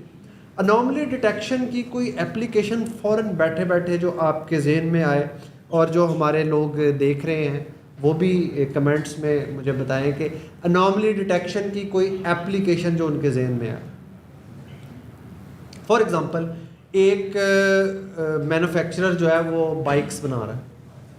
अब जब वो बाइक्स के इंजन बना रहा है, हम और सिंपल कर लेते हैं, बाइक्स के इंजन बना रहा है, उसे पता है कि हर इंजन जब आता है उसको टेस्ट करता है, उसे पता है कि नॉर्मल इंजन के ये पैरामीटर्स होते हैं। लेकिन उसी असेंबली लाइन में से कभी कभी कोई इंजन आ जाएगा जिसके नॉर्मल पैरामीटर्स नहीं होंगे। इसका मतलब है कि ये इंजन अनोमलस है और ये आगे जाके परेशान करेगा, ठीक है, या इससे बनी हुई जो भी प्रोडक्ट है वो ख़राब होगी। तो ये बड़ी सिंपलेस्ट जो मेरे जहन में आई थी फ़ौरन एक एप्लीकेशन है अनोमली डिटेक्शन की। इसके अलावा भी और बहुत सारी एप्लीकेशंस हो सकते हैं। हेल्दी और अनहेल्दी वेजिटेबल्स को अलग करना है, सॉर्टिंग करना। उसने कहा था कि हेल्दी और non healthy vegetables and fruits को सेपरेट करना। हेल्दी जो है वो नॉर्मल है, anything which is not healthy is an anomaly. जी हैदर, ये जो पहले एक ज़माने में फेसबुक पे आया था सबके इस पर्सन में 20 पे मिलियन, इसके ऊपर टैग का बॉक्स आ जाता था कि आपका ये फलाना बंदा want to tag this person, और वो एक ग्रुप कर लेता था कि this person you might know this person something like that. तो वो क्लस्टर का पार्ट होगा या वो सुपरवाइज लर्निंग होगी, क्योंकि फेसबुक के पास डाटा तो है ऑलरेडी पिक्चर्स की फॉर्म में, डॉक्टर शराज है पिक्चर में, तो फेसबुक में सजेस्ट करेगा कि want to tag doctor Sharaj, लेकिन वो तो ऑलरेडी उसके पास एक डाटा तो है क्लासिफिकेशन, ऐसे ही तो वो अनसुपरवाइज्ड है या सुपरवाइज्ड? एक्चुअली वो दोनों में से एक नहीं है। उसके लिए ना एक हमारे पास टेक्निक होती है जिसे हम कहते हैं ग्राफ मॉडल। तो वो देखते हैं कि ये बंदा किन किन लोगों से कनेक्ट है, तो उसका कनेक्शन आगे किससे कनेक्ट है। तो एक मेरा दोस्त है और एक मेरे दोस्त का दोस्त है, तो इट इज़ वेरी लाइकली कि मेरे दोस्त का दोस्त भी मेरा दोस्त होगा। वो तो हमारा वो है ना जी। पिक्चर्स के अंदर जो हमारा हाँ। टैग की आपको सजेशन दे रहा हूं कि डॉक्टर शराज को टैग करना तब के वही लिखा नहीं होता। हाँ ये है, वो एनोटेट भी हो सकता है, वो क्लासिफिकेशन भी हो सकता है, लेकिन जो पिछला केस जो मुझे समझ में आया था वो ये था कि इन दैट केस हम वो, और ये जो ग्राफ मॉडल्स हैं ये यूज़ होते हैं इसका। हाँ जो क्लस्टरिंग का आपने बताया था, इसमें लाइक क्लासिफिकेशन जो करता है आपका मॉडल, इसमें उसकी लर्निंग क्या होती है? लाइक उसने चीज़ों को क्लासिफाई कर दिया कि ये कैट Okay. है, डॉग है, वेरी गुड, ये उसमें उसकी learning that's an exceptionally good question. Question ये है कि एक मॉडल जो है, हम क्लासिफिकेशन की एग्जांपल ले लेते हैं, एक क्लासिफिकेशन का मॉडल लर्न क्या कर रहा है, राइट? हर मशीन लर्निंग का मॉडल जो है वो एक फंक्शन लर्न करता है, एक फंक्शनल अप्रोक्सीमेशन लर्न कर। अब ये फंक्शन सुन के खौफजदा नहीं होना। स्केयर का फंक्शन क्या होता है? आप एक इंटीजर देते हैं, वो फंक्शन उसे 4 पे मैप कर देता है। आप उसे 3 देंगे, वो उसे किस पे मैप करेगा? 9 पे मैप करेगा। तो स्क्वायर एक फंक्शन है जो एक इंटीजर को दूसरे इंटीजर पे मैप कर रहा है। मॉडल एक फंक्शन है जो इनपुट को आउटपुट पे मैप कर रहा है। इस सवाल के एक और भी ऐड कर दें कि detecting duplicate images in phone galleries also clustering. जी बिल्कुल, ये देखिए, ये याद रखें कि एक प्रॉब्लम को सॉल्व करने के मल्टीपल तरीके हो सकते हैं, ठीक है? तो ये कभी ज़रूरी नहीं है कि अगर एक प्रॉब्लम मैं सुपरवाइज लर्निंग से सॉल्व कर रहा हूँ तो मैं उसे अनसुपरवाइज से नहीं कर सकता, एंड वाइस वर्सा। लेकिन अच्छी टेक्निक क्या है? अच्छी टेक्निक जो है वो प्रॉब्लम पे डिपेंड करती है। डेफिनेटली इस केस में मिलते जुलते जितने भी इमेजेस हैं वो सारे ग्रुप हो जाएंगे, जिनका सिमिलैरिटी स्कोर ज़्यादा होगा वो डुप्लीकेट है। तो शहरयार का क्वेश्चन जो है उसका आंसर, शहरियार का क्वेश्चन यहाँ रिपीट कर मैंने किया था, मैंने एक दफ़ा कर दिया था, मैं दोबारा बता देता हूँ कि एक मॉडल एक्चुअली क्या लर्न करता है। हर मशीन लर्निंग का मॉडल, अब मैंने एक्सपेंड करके मैंने कहा हर मशीन लर्निंग का मॉडल एक फंक्शन लर्न करता है। वो फंक्शन क्या करता है? इनपुट को आउटपुट पे मैप करता है। अगर आप अच्छा फंक्शन लर्न कर लें तो समझे आपने अच्छा मॉडल बना लिया। अगर वो फंक्शन अच्छी तरह आउटपुट पे मैप नहीं कर पाता तो वो अच्छा मॉडल नहीं। क्वेश्चन ये है कि हम ये समझते हैं कि अगर हम एक मॉडल को ज़्यादा ट्रेन कर लें तो वो बुरा है। तो हम ये कैसे डिसाइड करें कि हमने एक मॉडल को कितना ट्रेन करना? इसके लिए ना हमारे पास क्लासिफिकेशन एल्गोरिदम को ना मेजर करने के कुछ तरीके हैं। इनमें से जो सबसे मशहूर तरीका है वो है एक्यूरेसी मेजर करना, ठीक है? कि गिवन मॉडल जो है, अगर मैं उससे 100 डेटा पॉइंट्स दूं और उनकी आउटपुट लूँ तो उसमें से उसने कितने ठीक प्रेडिक्ट किया। अगर 100 में से 90 किए तो मैं कहूँगा 90%, ठीक है? तो हम देखते हैं कि मॉडल की ट्रेनिंग एक्यूरेसी क्या है। ट्रेनिंग एक्यूरेसी का मतलब है वो एक्यूरेसी जो ट्रेनिंग डाटा पे थी, और फिर हम देखेंगे कि मॉडल की एक्यूरेसी टेस्ट डाटा पे क्या है। अगर तो मॉडल की ट्रेनिंग एक्यूरेसी टेस्ट एक्यूरेसी के करीब करीब है तो ये मॉडल एक बहुत अच्छा मॉडल है। अगर मॉडल की ट्रेनिंग एक्यूरेसी बहुत ज़्यादा है, टेस्ट एक्यूरेसी बहुत कम है, तो ये ओवर फिटेड मॉडल है। और अगर मॉडल की ट्रेनिंग एक्यूरेसी ही 60% से ऊपर नहीं जा रही तो ये अंडर फिटेड मॉडल है। इसका मतलब है कि इस मॉडल को और ज़्यादा कॉम्प्लेक्स करने की ज़रूरत है। इसके लिए या तो डिफरेंट एल्गोरिदम यूज़ करें या हम न्यूरल नेटवर्क्स में जाएंगे तो और न्यूरॉन है। सुपरवाइज लर्निंग की जो तीसरी इम्पॉर्टेंट चीज़ है उसका नाम है, बड़ा माउथफुल सा नाम है, डायमेंशनैलिटी रिडक्शन। इतना खौफनाक लगता है। डायमेंशन क्या होती है? मतलब कि कितने ज़्यादा, अब ये रूम 3 डायमेंशन है, ये हमारी ऑडियंस जिस रूम में बैठी है वो सारे रूम 3 डायमेंशन है। अब मैंने 3 डायमेंशन रूम को अगर 2 डायमेंशन में प्रोजेक्ट करना है तो मुझे 3D से 2D में आना पड़ेगा। तो अनसुपरवाइज लर्निंग की एक एप्लीकेशन क्या करती है कि ज़्यादा डायमेंशन से कम डायमेंशन में आ जाती है। बस इससे ज़्यादा नहीं बताऊँगा वरना मामलात ख़राब हो जाएंगे, ठीक है? सो अनसुपरवाइज लर्निंग की 3 इंपॉर्टेंट टाइप्स हमने देखी। क्लस्टरिंग, सिमिलर चीज़ों को ग्रुप कर रहे हैं। अनॉमली डिटेक्शन, एबनॉर्मल चीज़ों को नॉर्मल चीज़ों से अलग कर रहे हैं, डायमेंशनैलिटी रिडक्शन के ज़्यादा डायमेंशन वाली इनपुट को कम डायमेंशन वाले इनपुट में कन्वर्ट कर रहे हैं, ठीक है। तो ये 3 चीज़ें हैं सुपरवाइज लर्निंग, तो अनसुपरवाइज लर्निंग की। तो इससे रिलेटेड कोई शॉर्ट क्वेश्चन अगर है तो पूछें, फिर हम अब अगला जो हमारा टॉपिक है उस पर जाते हैं। और वो अच्छा, अब मैंने आपको एक प्रोवर्ब सुनाई थी, वो प्रोवर्ब के किस टेक्निक के साथ रेलेवेंट है? प्रोवर्ब थी a person is known by company he keeps. Very good, clustering, छा गए आप, ज़बरदस्त जी। सर जितना क्लस्टरिंग है उसमें आपने बोला कि सिमिलर प्रोग्राम जो है वो एक ग्रुप बन जाता है, क्लस्टर हो जाता है। सर ये कौन आइडेंटिफाई करता है कि ये एक ही मतलब सिमिलर है? क्योंकि किसी भी तो हमने मॉडल को ट्रेन तो एल्गोरिथम को ट्रेन तो नहीं किया होगा। जी, ये एल्गोरिदम जो है वो डिसाइड करता है, और इसका जो सबसे मशहूर एल्गोरिदम है उसका नाम है के मीन्स एल्गोरिदम, ठीक है, क्लस्टरिंग का मशहूर ज़माना एल्गोरिदम। तो वो डिसाइड करता है कि कौन सी चीज़ एक दूसरे के सिमिलर क्लस्टर के अंदर आए, एल्गोरिदम डिज़ाइन का। ओके, सो हमारी जो नेक्स्ट ब्रांच है वो है रीइंफोर्समेंट लर्निंग।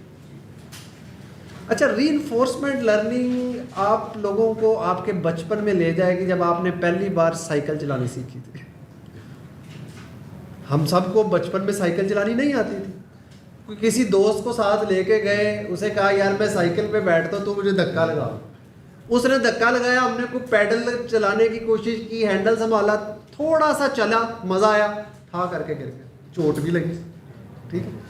अब डिपेंड करता है कि वो चोट के बाद मज़ा ज़्यादा आया था तो हमने कहा चलो यार दोबारा ट्राई करते हैं, या नहीं चलो अगले दिन जाके ट्राई करेंगे। अब आप कहेंगे इस एग्जाम्पल का रीइंफोर्समेंट लर्निंग से क्या था? अच्छा, इस एग्जाम्पल में आप नोट करें कि क्या एक ही दिन आपको आपके दोस्त ने साइकिल पे बिठा के धक्का दिया तो आपको साइकिल चलानी आ गई? नहीं, बिल्कुल नहीं। 1 घंटा 2 घंटे पहले दिन चलाई होगी, अगले दिन दोस्त खींच के लेके गया होगा, या 2-3 दिन आपने अपनी रगड़े जो है वो ठीक होने का इंतज़ार किया होगा कि ये रगड़े और चोटें जो हैं ये ज़रा ठीक हो जाए, फिर दोबारा चलाने चलते हैं। तो इस तरह आपने वो काम बार बार किया होगा, तो उसके बाद आपको साइकिल चलानी आ गई। और एक टाइम ऐसा आया कि आपके मसल्स खुद ब खुद वो सब काम कर रहे हैं जो साइकिल चलाने के लिए ज़रूरी है। Similar the case with any vehicle जो आप ड्राइव करते हैं, ठीक है। तो प्रैक्टिस से आता है। तो ये जो प्रैक्टिस वाला एलिमेंट है ना, इसको हम मशीन लर्निंग की जिस ब्रांच में स्टडी करते हैं उसे हम कहते हैं रीइंफोर्समेंट लर्निंग।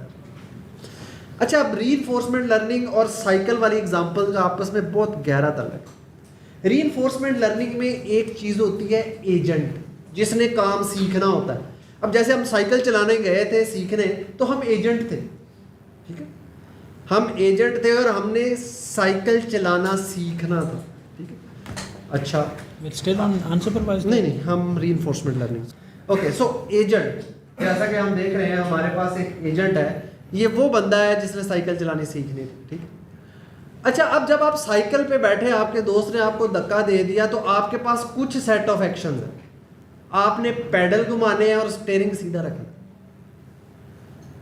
लेकिन जितनी देर तक आप पैडल चलाएंगे, स्टीयरिंग सीधा रखेंगे, उतना ज़्यादा दूर जाएंगे, साइकिल अच्छी चल जाएगी। इसे हम कहते हैं रिवॉर्ड। ये जो मज़ा आ रहा है ना, मज़ा, इसे हम कहते हैं ये रिवॉर्ड है, एजेंट का रिवॉर्ड है। और एजेंट की कोशिश होती है कि वो रीइंफोर्समेंट लर्निंग में ज़्यादा से ज़्यादा रिवॉर्ड अकोमुलेट करें। लेकिन जब आप एक बुरा एक्शन परफॉर्म करेंगे, यानी पैडल नहीं चलाया या स्टीयरिंग मुड़ गया, आप धम से नीचे गिरेंगे, चोट लगेगी। अब ये जो चोट है या ये जो तकलीफ है, ये पेनल्टी या नेगेटिव रिवॉर्ड, ठीक है। रीइंफोर्समेंट लर्निंग में पर्पस है कि एक एजेंट ने एक काम करना सीखना है। कैसे सीखना है कि एजेंट के पास सेट ऑफ एक्शंस हैं। जैसे आपके पास पैडल चलाना और साइकिल का हैंडल सीधा रखना सेट ऑफ एक्शन थे। आपने वो सेट ऑफ एक्शन करके देखना है कि आपका रिवॉर्ड बढ़ा या आपको चोट लगी, तो आप एक बार गिरेंगे, अगली बार वो काम नहीं करेंगे, दूसरा एक्शन करेंगे, फिर गिरेंगे, आप कहेंगे यार हैंडल नहीं मोड़ना चलाते हुए वरना बहुत ज़ोर से चोट लगती है, ठीक है। तो रीइंफोर्समेंट लर्निंग में एजेंट एक अनफेमिलियर एनवायरनमेंट के अंदर एक नई तरीके से उसे एक्सप्लोर करता है with set of actions, finite set of actions, ठीक है। सो ये बेसिक सी बात है रीइंफोर्समेंट लर्निंग। तो इससे रिलेटेड अगर आपके जहन में अभी आगे चलते हैं, फिर एक साथ लेंगे, इससे करते हैं क्योंकि हमने चैट जीपीटी तक पहुंचना है, तो ये कॉन्सेप्ट लेते हैं। All good. So machine learning की तीनों टाइप की लर्निंग्स हमें पता चल गई हैं, सुपरवाइज्ड भी पता चल गई है, अनसुपरवाइज्ड भी पता चल गई है, रीइंफोर्समेंट भी चल, डीप लर्निंग, ऐसी लर्निंग जो बहुत ज़्यादा डीप हो, नहीं डेफिनेटली नहीं, ऐसा तो नहीं होगा। हमारे पास मशीन लर्निंग की एक सब डोमेन है। मशीन लर्निंग में बहुत सारे एल्गोरिदम्स हैं, लेकिन आपको पता है मशीन लर्निंग जो है उसमें 3 टाइप की लर्निंग है, जिसमें बहुत ज़्यादा हम इंटरेस्टेड होते हैं सुपरवाइज्ड में, उससे थोड़ा सा कम हम इंटरेस्टेड होते हैं अनसुपरवाइज्ड में, और जो रीइंफोर्समेंट लर्निंग है उसकी बहुत ज़्यादा कमर्शियल एस्पेक्ट तो अभी इतने ज़्यादा नहीं है, लेकिन इट्स अ वेरी एक्साइटिंग, क्योंकि that is how we human beings, या हम ह्यूमन बींग जो है हम उस रीइंफोर्समेंट लर्निंग से सीखते हैं। अच्छा, अब मशीन लर्निंग में एक कॉन्सेप्ट आया कि ह्यूमन जो है, ह्यूमन ब्रेन कैसे काम करता है, तो हमने देखा था कि ह्यूमन ब्रेन जो है वो न्यूरॉन से काम करता है। तो साइंटिस्ट ने सोचा यार एक ह्यूमन ब्रेन के अंदर करोड़ों न्यूरॉन्स होते हैं जो कोई भी काम करने में हेल्प आउट करते हैं, तो क्या हम बहुत सारे न्यूरॉन्स आर्टिफिशियली भी बना सकते हैं? तो इसका जवाब था कि हमें तो आज तक खुद नहीं पता चला कि ब्रेन के न्यूरॉन्स कैसे काम करते हैं, तो हमने उसे एस्टिमेट किया, एक अंदाज़ा सा लगाया। तो इधर हमारे पास कोई एक पिक्चर होगी जिधर न्यूरॉन की कोई तस्वीर होगी। हाँ, इधर आपके पास 2 टाइप के न्यूरॉन्स हैं, एक बायोलॉजिकल न्यूरॉन है, एक आर्टिफिशियल न्यूरॉन। बायोलॉजिकल न्यूरॉन के बहुत सारे पार्ट्स हैं, दोबारा देखो, लेकिन आर्टिफिशियल न्यूरॉन जो है वो मैं आपको इस तरह समझाऊंगा कि आपको इस तस्वीर से घबराने की कोई ज़रूरत नहीं पड़ेगी। पहली चीज़, बायोलॉजिकल न्यूरॉन्स और आर्टिफिशियल न्यूरल नेटवर्क के न्यूरॉन में इसके अलावा कुछ कॉमन नहीं है कि इन दोनों का नाम न्यूरॉन। आइडिया ये है कि जिस तरह ब्रेन के न्यूरॉन्स मिल के बहुत सारे काम करते हैं, तो हम आर्टिफिशियली कोई न्यूरॉन बनाएं जो मिल के बहुत सारे काम करें। अब आर्टिफिशियली न्यूरॉन बनाना लगता है कि बहुत ही मुश्किल काम है ना। मैं आपको मज़े की बात बताऊं, 2 नंबर्स में से बड़ा नंबर ढूंढना कितना मुश्किल काम है। मैं आपको 2 नंबर देता हूं, 0 और 10, उसमें से बड़ा नंबर कौन सा है? ये एक न्यूरॉन है। इनफैक्ट ये डीप लर्निंग का सबसे पॉपुलर न्यूरॉन, और इसका नाम है रीलू, रेक्टिफाइड लीनियर यूनिट। कैसा खौफनाक नाम है, लेकिन अगर मैंने आपको ना बताया होता है कि ये मैक्स फंक्शन है तो आपने कहना था पता नहीं क्या साइंस है यार। इनफैक्ट ये जो रीलू है, it's just a max function, कोई 2 नंबर में से बड़ा नंबर रिटर्न कर देता है, इट्स अ न्यूरॉन, ठीक है। तो अब हमें आइडिया हो गया कि ये जो न्यूरॉन्स, आर्टिफिशियल न्यूरॉन्स हैं, ये मैथ के फंक्शंस हैं। जैसे एक मैक्स फंक्शन है, इसी तरह कोई और फंक्शन भी हो सकता है। तो हम अभी एग्जांपल के तौर पे मैक्स फंक्शन जो है वो बड़ा आसान है, मैं दोबारा बता देता हूँ, मैक्स फंक्शन रिपीट कर देता हूँ।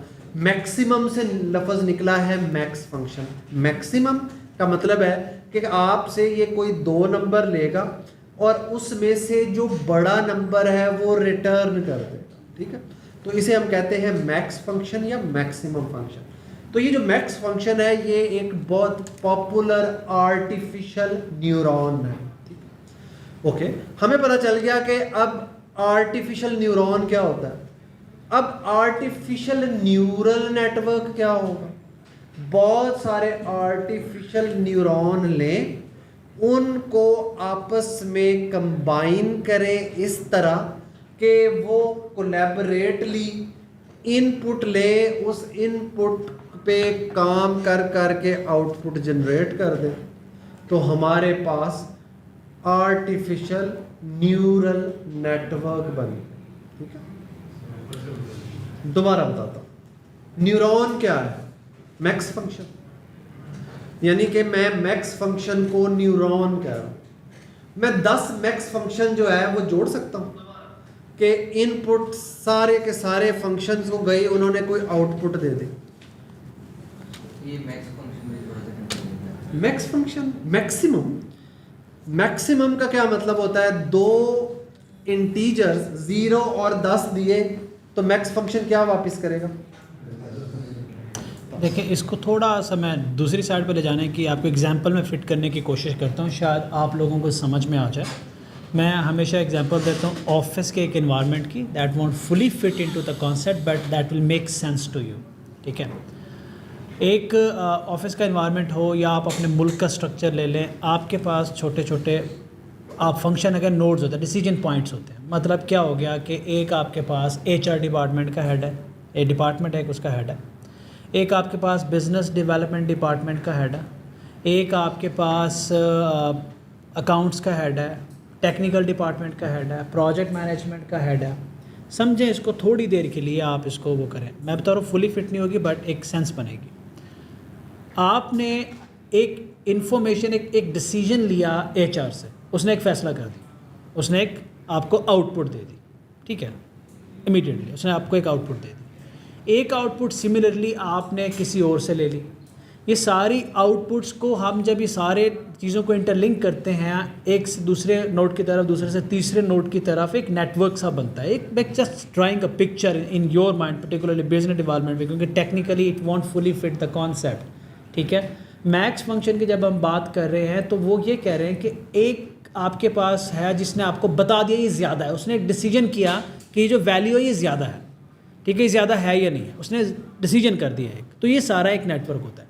बेसिकली कैसे बनता है, क्योंकि what is the difference between neuron and function. ठीक है सर, ये अच्छा सवाल गुजरा है, what is the difference between neuron and function. तो इस स्केच को थोड़ा सा हमें करना पड़ेगा, कॉन्सेप्ट थोड़ा सा कॉम्प्लिकेटेड है, और इसी कन्वर्सेशन के एंड में हम ये भी बताएंगे ये इस्तेमाल कहाँ होगा, इसकी ज़रूरत क्यों पड़ती है, डीप लर्निंग इसे क्यों कहा जाता है, क्योंकि इन्फॉर्मेशन बैक एंड फोर्थ बहुत ज़्यादा मूव करती है, जिससे इन्फॉर्मेशन बहुत रिफाइन होती है, मल्टीपल लेयर्स में जाते हैं। ये कॉन्सेप्ट पे भी हम जाएंगे इसके बाद। न्यूरॉन और फंक्शन में क्या फ़र्क है? हर न्यूरॉन एक फंक्शन होता है, हर न्यूरॉन एक फंक्शन होता है। लेकिन हैविंग सेड दैट, आप हर फंक्शन को एज अ न्यूरॉन नहीं यूज़ कर सकते। ठीक है, उसकी बहुत सारी रीजंस हो सकती है, लेकिन हमारे पास कुछ वेल नोन न्यूरॉन्स हैं। हमें नाम बताने की जरूरत है न्यूरॉन्स? हाँ, थोड़े से नाम बता दें, गूगल कर लेंगे एटलीस्ट ये लोग। हाँ, नाम मैं आपको बता देता हूँ जो बहुत वेल नोन न्यूरॉन है। यानी कि जब मैं कह रहा हूँ ना वेल नोन न्यूरॉन्स है, तो वो एक एक्चुअली मैथ के फंक्शंस हैं। एक तो मैंने आपको नाम बताया रीलो, RELU, रीलू। ठीक है, रीलू वही जो मैक्स फंक्शन, ये एक न्यूरॉन है।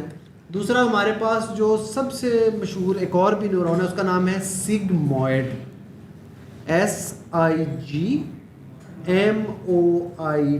सिग्मॉइड। सिग्मॉइड फंक्शन की ख़ास बात यह है कि आप इसे दुनिया का कोई भी नंबर दे दें, ये इसे 0 से 1 के दरमियान मैप कर दें। अगर आप उसे -इन्फिनिटी देंगे तो वो उसको 0 कर देगा, +इन्फिनिटी देंगे तो 1 कर देगा, 0 देंगे तो 0.5 कर देगा। फ़ायदा क्या है? दुनिया का कोई भी नंबर दें, आपको यकीन होगा जवाब 0 से 1 के दरमियान आ। ठीक है, तो ये उसकी ख़ास बात है। मैं एक छोटी सी चीज़ ऐड करना चाहूँगा। वो स्लाइड कॉम्प्लिकेटेड खुली हुई थी, मैंने चेंज कर दी, ड्राउनी सी स्लाइड खुली हुई थी। चलें हम आपको न्यूरल नेटवर्क को इस लेयर पे करते हैं। इनपुट आती हैं बहुत सारी कहीं से। मैं अगेन आपको बताऊँगा कि आपके ऑफिस में कोई एक ऐसी रिक्वेस्ट आई कि हमें ना इस ऑफ़िस का बजट बना दो, प्रॉफिट बता दो। जब आपको ये इनपुट रिक्वेस्ट आई कि हमें इस ऑफिस का प्रॉफिट बताओ, तो वो एक डिपार्टमेंट से तो नहीं बताया जा सकता, और ना ही रिक्वेस्ट करने वाले को पता होगा कि बीच में कौन डिसीजन मेकिंग कर रहा है। ठीक है, लेकिन हमारी आपस में एक कनेक्टिविटी है। हमें अंदर जो भी किया मैंने, HR से पूछा, अकाउंट से पूछा, PM से पूछा, जिससे मैंने मर्ज़ी पूछा, आपस में इन्फॉर्मेशन ली, कुछ ऐड किया उसके अंदर, कुछ रिमूव किया, ठीक है। ठीक करने के बाद हमने उसको एक डॉक्यूमेंट करके वापस बंदे को पकड़ा दी। उसको नहीं पता बीच में क्या हुआ, ठीक है, बीच में, लेकिन इन्फॉर्मेशन जो है वो डिफरेंट न्यूरॉन्स के बीच में वो आ रही थी। हो सकता है एक न्यूरॉन, हर न्यूरॉन का अपना फंक्शन हो। हमने बताया हुआ कि HR को बताया हुआ तुम्हारे पास ये चीज़ आएगी, तुमने यूं करना और यूं आउटपुट दे देनी है। HR को अपने काम का पता है, HR एक फंक्शन है। अकाउंट वाले को पता है हम तुमसे ये सवाल करेंगे, तुम सर्टन काम करोगे, कैलकुलेशन करोगे, हमें आउटपुट दे दोगे, ठीक है। हमने इन्फॉर्मेशन सबसे कलेक्ट की, ठीक है, और वो दे दी। अब हो सकता है कि जो बाहर से क्यूरी आती है वो और ज़्यादा मुश्किल हो, हमें ज़्यादा से ज़्यादा लेयर में से वो पास करना पड़े। जैसे एक इंटरव्यू होता है, इंटरव्यू होने के बाद पहले टेक्निकल होता है, फिर असेसमेंट होती है, वहाँ 4 बंदे बैठे होते हैं, वो अपने ब्रेन से उसको सुन के इनपुट देते हैं, फिर वो एक और टीम के सामने बैठता है, फिर वो एक और टीम के सामने बैठता है। जितनी लेयर हम ऐड कर रहे होते हैं थोड़ी कॉम्प्लेक्सिटी हो रही होती है, लेकिन कैंडिडेट रिफाइन होकर निकलता है एंड पे, मतलब एक्यूरेट हायरिंग हो जाती है हमारी एंड पे। एक रॉ सा बंदा आया, डिफरेंट लेयर्स में से गुजरा, हर लेयर के ऊपर डिफरेंट पैनलिस्ट बैठे हुए हैं, उनमें से जब वो गुजर के उसको हमने ऑफर लेटर दिया तो अब चांसेस कम हैं कि वो हायरिंग जो है वो ख़राब हायरिंग होगी, ठीक है। अगर हम इसको मशीन लर्निंग के हिसाब से मैं इसी एग्जांपल को देखूं तो ये ऐसे होगी कि हमने कोई सॉफ्टवेयर ट्रेन किया हुआ या किसी HR को ट्रेन किया हुआ कि एक बंदा आएगा, उसमें ये क्वालिटीज़ देखनी है, जब जवाब ये आए तो उसको हायर कर लेना, जब जवाब इस रेंज में आए तो उसको फायर कर देना, ठीक हो गया। लेकिन वो कभी भी इस केस में एक सिर्फ HR अगर हायरिंग करेगा without technical involvement, subject matter expert, personality assessment, वो सही हायरिंग नहीं कर पाएगा। तो there are problems in life, in real life, जहाँ पे जाके आपको ये वाले कॉन्सेप्ट यूज़ करने पड़ते हैं, पर्टिकुलरली इन इमेज डिटेक्शन। ख़ास तौर पे मैं आपको बताऊँ, जब डाली की बात कर रहे हैं, स्टेबल डिफ्यूजन की बात कर रहे हैं, और भी बहुत कुछ होता है, डीप लर्निंग के बहुत सारी ब्रांचेस हैं और बहुत सारे इसके अंदर मेथड्स हैं। तो कॉम्प्लेक्स प्रॉब्लम को इमेज के अंदर पिक्सेल्स होते हैं यार, कितने ज़्यादा पिक्सेल्स होते हैं, और उनको आइडेंटिफाई करना और बताना कि ये घोड़ा है या गधा है, तो उसके अंदर बहुत ज़्यादा प्रोसेसिंग इन्वॉल्व हो जाती है, तो उसको फिर सेग्रीगेट किया जाता है आइडेंटिफिकेशन के लिए। तो अब थोड़ा कॉन्सेप्ट इस्टेब्लिश हो रहा है न्यूरल नेटवर्क का, हर नोड का। ये जो इमेज में देख रहे हैं ना, समझे एक इनपुट गई है, आउटपुट गई है हिडन लेयर को। ये जो एक सर्कल सा नज़र आ रहा है, आप समझे ये एक पूरा डिपार्टमेंट है, इसका एक ख़ास काम है। इसको इन्फॉर्मेशन गई और उसने अपनी इन्फॉर्मेशन सीधी ही आउटपुट के अंदर मर्ज कर दी, क्योंकि ये एक ही लेयर है। उसने मिसाल के तौर पे एक कैंडिडेट इसके पास गया, हो सकता है कि इनपुट 1 हो सकता है इनपुट 2 हो सकता है इनपुट 3 हो, डिपेंड करता है। तो हम कंसीडर करते हैं ये 1 है, तो इससे इसके पास गया, इसने कैंडिडेट को कहा हाँ या ना करके उसने इसको यहाँ भेज दिया। इसने अपना फैसला किया, इसने अपना फैसला किया, इसने अपना फैसला किया, इसने अपना फैसला किया with in that range of parameters. यहाँ पे हमारे पास ये रिज़ल्ट आ गया। अब ये रिज़ल्ट एक्यूरेसी के चांसेस ज़्यादा पता है क्यों है? क्योंकि हम किसी एक पे तो रिलाई नहीं कर रहे ना। अब इसके अंदर आपको कभी लगेगा कि कितनी न्यूरॉन की लेयर रखनी है, कितनी न्यूरॉन होगा, कितनी इन्फॉर्मेशन बैक एंड फोर्थ जाएगी, फॉरवर्ड प्रोपेगेशन, बैकवर्ड प्रोपेगेशन, वो सारे कॉन्सेप्ट इसके अंदर आके आ जाएंगे। बट बेसिक अब आपको इससे बेसिक नहीं समझा सकता कि समझ लें एक इन्फॉर्मेशन मल्टीपल लोगों से होती हुई आउटपुट होती है, क्योंकि उसके अंदर इनपुट जो है वो काफ़ी सारे लोगों की राय शामिल हो जाती है, तो वो होता है। आप अगर मज़ीद मुझे नीचे वाली एग्जांपल देने की बजाय, तो फिर ये होता है कि जब आप रिश्ता ढूंढ रहे होते हैं तो पहले चाचे को मिलते हैं, फिर फूफा को मिलते हैं, फिर उसके घर वालों को मिलते हैं, फिर वो दोस्तों से टेस्ट होते हैं, बहुत सारे टेस्ट होने के बाद आपको रिश्ता मिलता है। और जो बीच में जितने लोग टेस्ट करके अपनी आउटपुट दे रहे हैं ना, वो न्यूरॉन्स हैं। क्योंकि वो एक फंक्शन परफॉर्म कर रहे हैं ना, तो आपको इस पिक्चर में ये सारी इनपुट्स जो है, अच्छा ये अब आगे हो गए सब हर एक के पास जा रही हैं। अब जैसे इरफान की एग्जांपल बहुत अच्छी है, फर्ज कर ले पहला HR है, वो इसकी पर्सनैलिटी देखेगा, हो सकता है टेक्निकल चीज़ों की इतनी वेटेज ना दे, ये टेक्निकल है, ये टेक्निकल को ज़्यादा वेटेज देगा, हो सकता है उसकी कम्युनिकेशन को वेटेज ना दे, एंड सो ऑन। तो ये तीनों की आउटपुट इस अगली लेयर में हर फंक्शन को जाएगी और वो अपना डिसीजन करेगा। और उसके बाद हमारे पास बिल्कुल आखिर में एक न्यूरॉन है, इसे आप CEO समझें। इसने सारे डिपार्टमेंट से आउटपुट लेके डिसाइड करना है यस या नो, यस या नो कुछ भी हो सकती है, ठीक है। सो इसका मतलब है कि इस पर्टिकुलर केस में मल्टीपल फंक्शंस जो हैं वो एक दूसरे को हेल्प आउट कर रहे हैं एक प्रॉब्लम सॉल्व करने में। अच्छा, ये जो आपके सामने है ना, ये इसे हम कहते हैं आर्टिफिशियल न्यूरल नेटवर्क। और इसके बारे में एक बात कही जाती है कि अगर आपके पास सफिशिएंट नंबर ऑफ न्यूरॉन्स हैं तो आप दुनिया की कोई भी प्रॉब्लम का फंक्शन बना सकते हैं। ये कितना बड़ा क्लेम। अब ये sufficient number of neurons depend करते हैं किस प्रॉब्लम को सॉल्व करना। चलो मैं थोड़ी एग्जांपल ऐड कर दूँ, जहन में आएगी। आपने कुछ एक चीज़ ईजाद करनी है। फॉर एग्जांपल आपने एक इंजन बनाना है, ठीक है। आपने एक इंजन बनाना है और उस इंजन को बनाने के लिए आपको डिफरेंट एक्सपर्टीज चाहिए। वो सारे एक्सपर्ट्स जो उस इंजन को बनाने के लिए आपको ज़रूरत है, आप एक छत के नीचे जमा कर देते हैं, ठीक है। और उसको एक कंपनी का नाम दे देते हैं कि कंपनी इंजन बनाती है। आपके पास ऑर्डर आया, उन सारे एक्सपर्ट्स ने मिलकर इंजन बनाया और आउटपुट के तौर पे एक इंजन मार्केट में चला गया, ठीक हो गया। अब ये है कि प्रॉब्लम आपके पास ये है कि आपने एक इंजन बनाना है और डॉक्टर साहब ये कह रहे हैं कि अगर आपके पास उसकी सारी एक्सपर्टीज, सारे नोड, सारे न्यूरॉन्स पूरे हैं तो आप उसको एक कंपनी में कन्वर्ट कर सकते हैं, मतलब एक फंक्शन बना सकते हैं।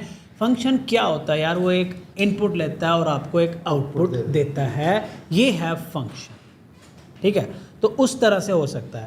अगर एग्जांपल पे इस कॉन्सेप्ट को बाय द वे एक नाम देते हैं यूनिवर्सल अप्रॉक्सीमेटर। यूनिवर्सल अप्रॉक्सीमेटर के आर्टिफिशियल न्यूरल नेटवर्क जो है ये दुनिया के हर फंक्शन को अप्रॉक्सीमेट कर सकते हैं। याद है ना मैंने मशीन लर्निंग में क्या कहा था?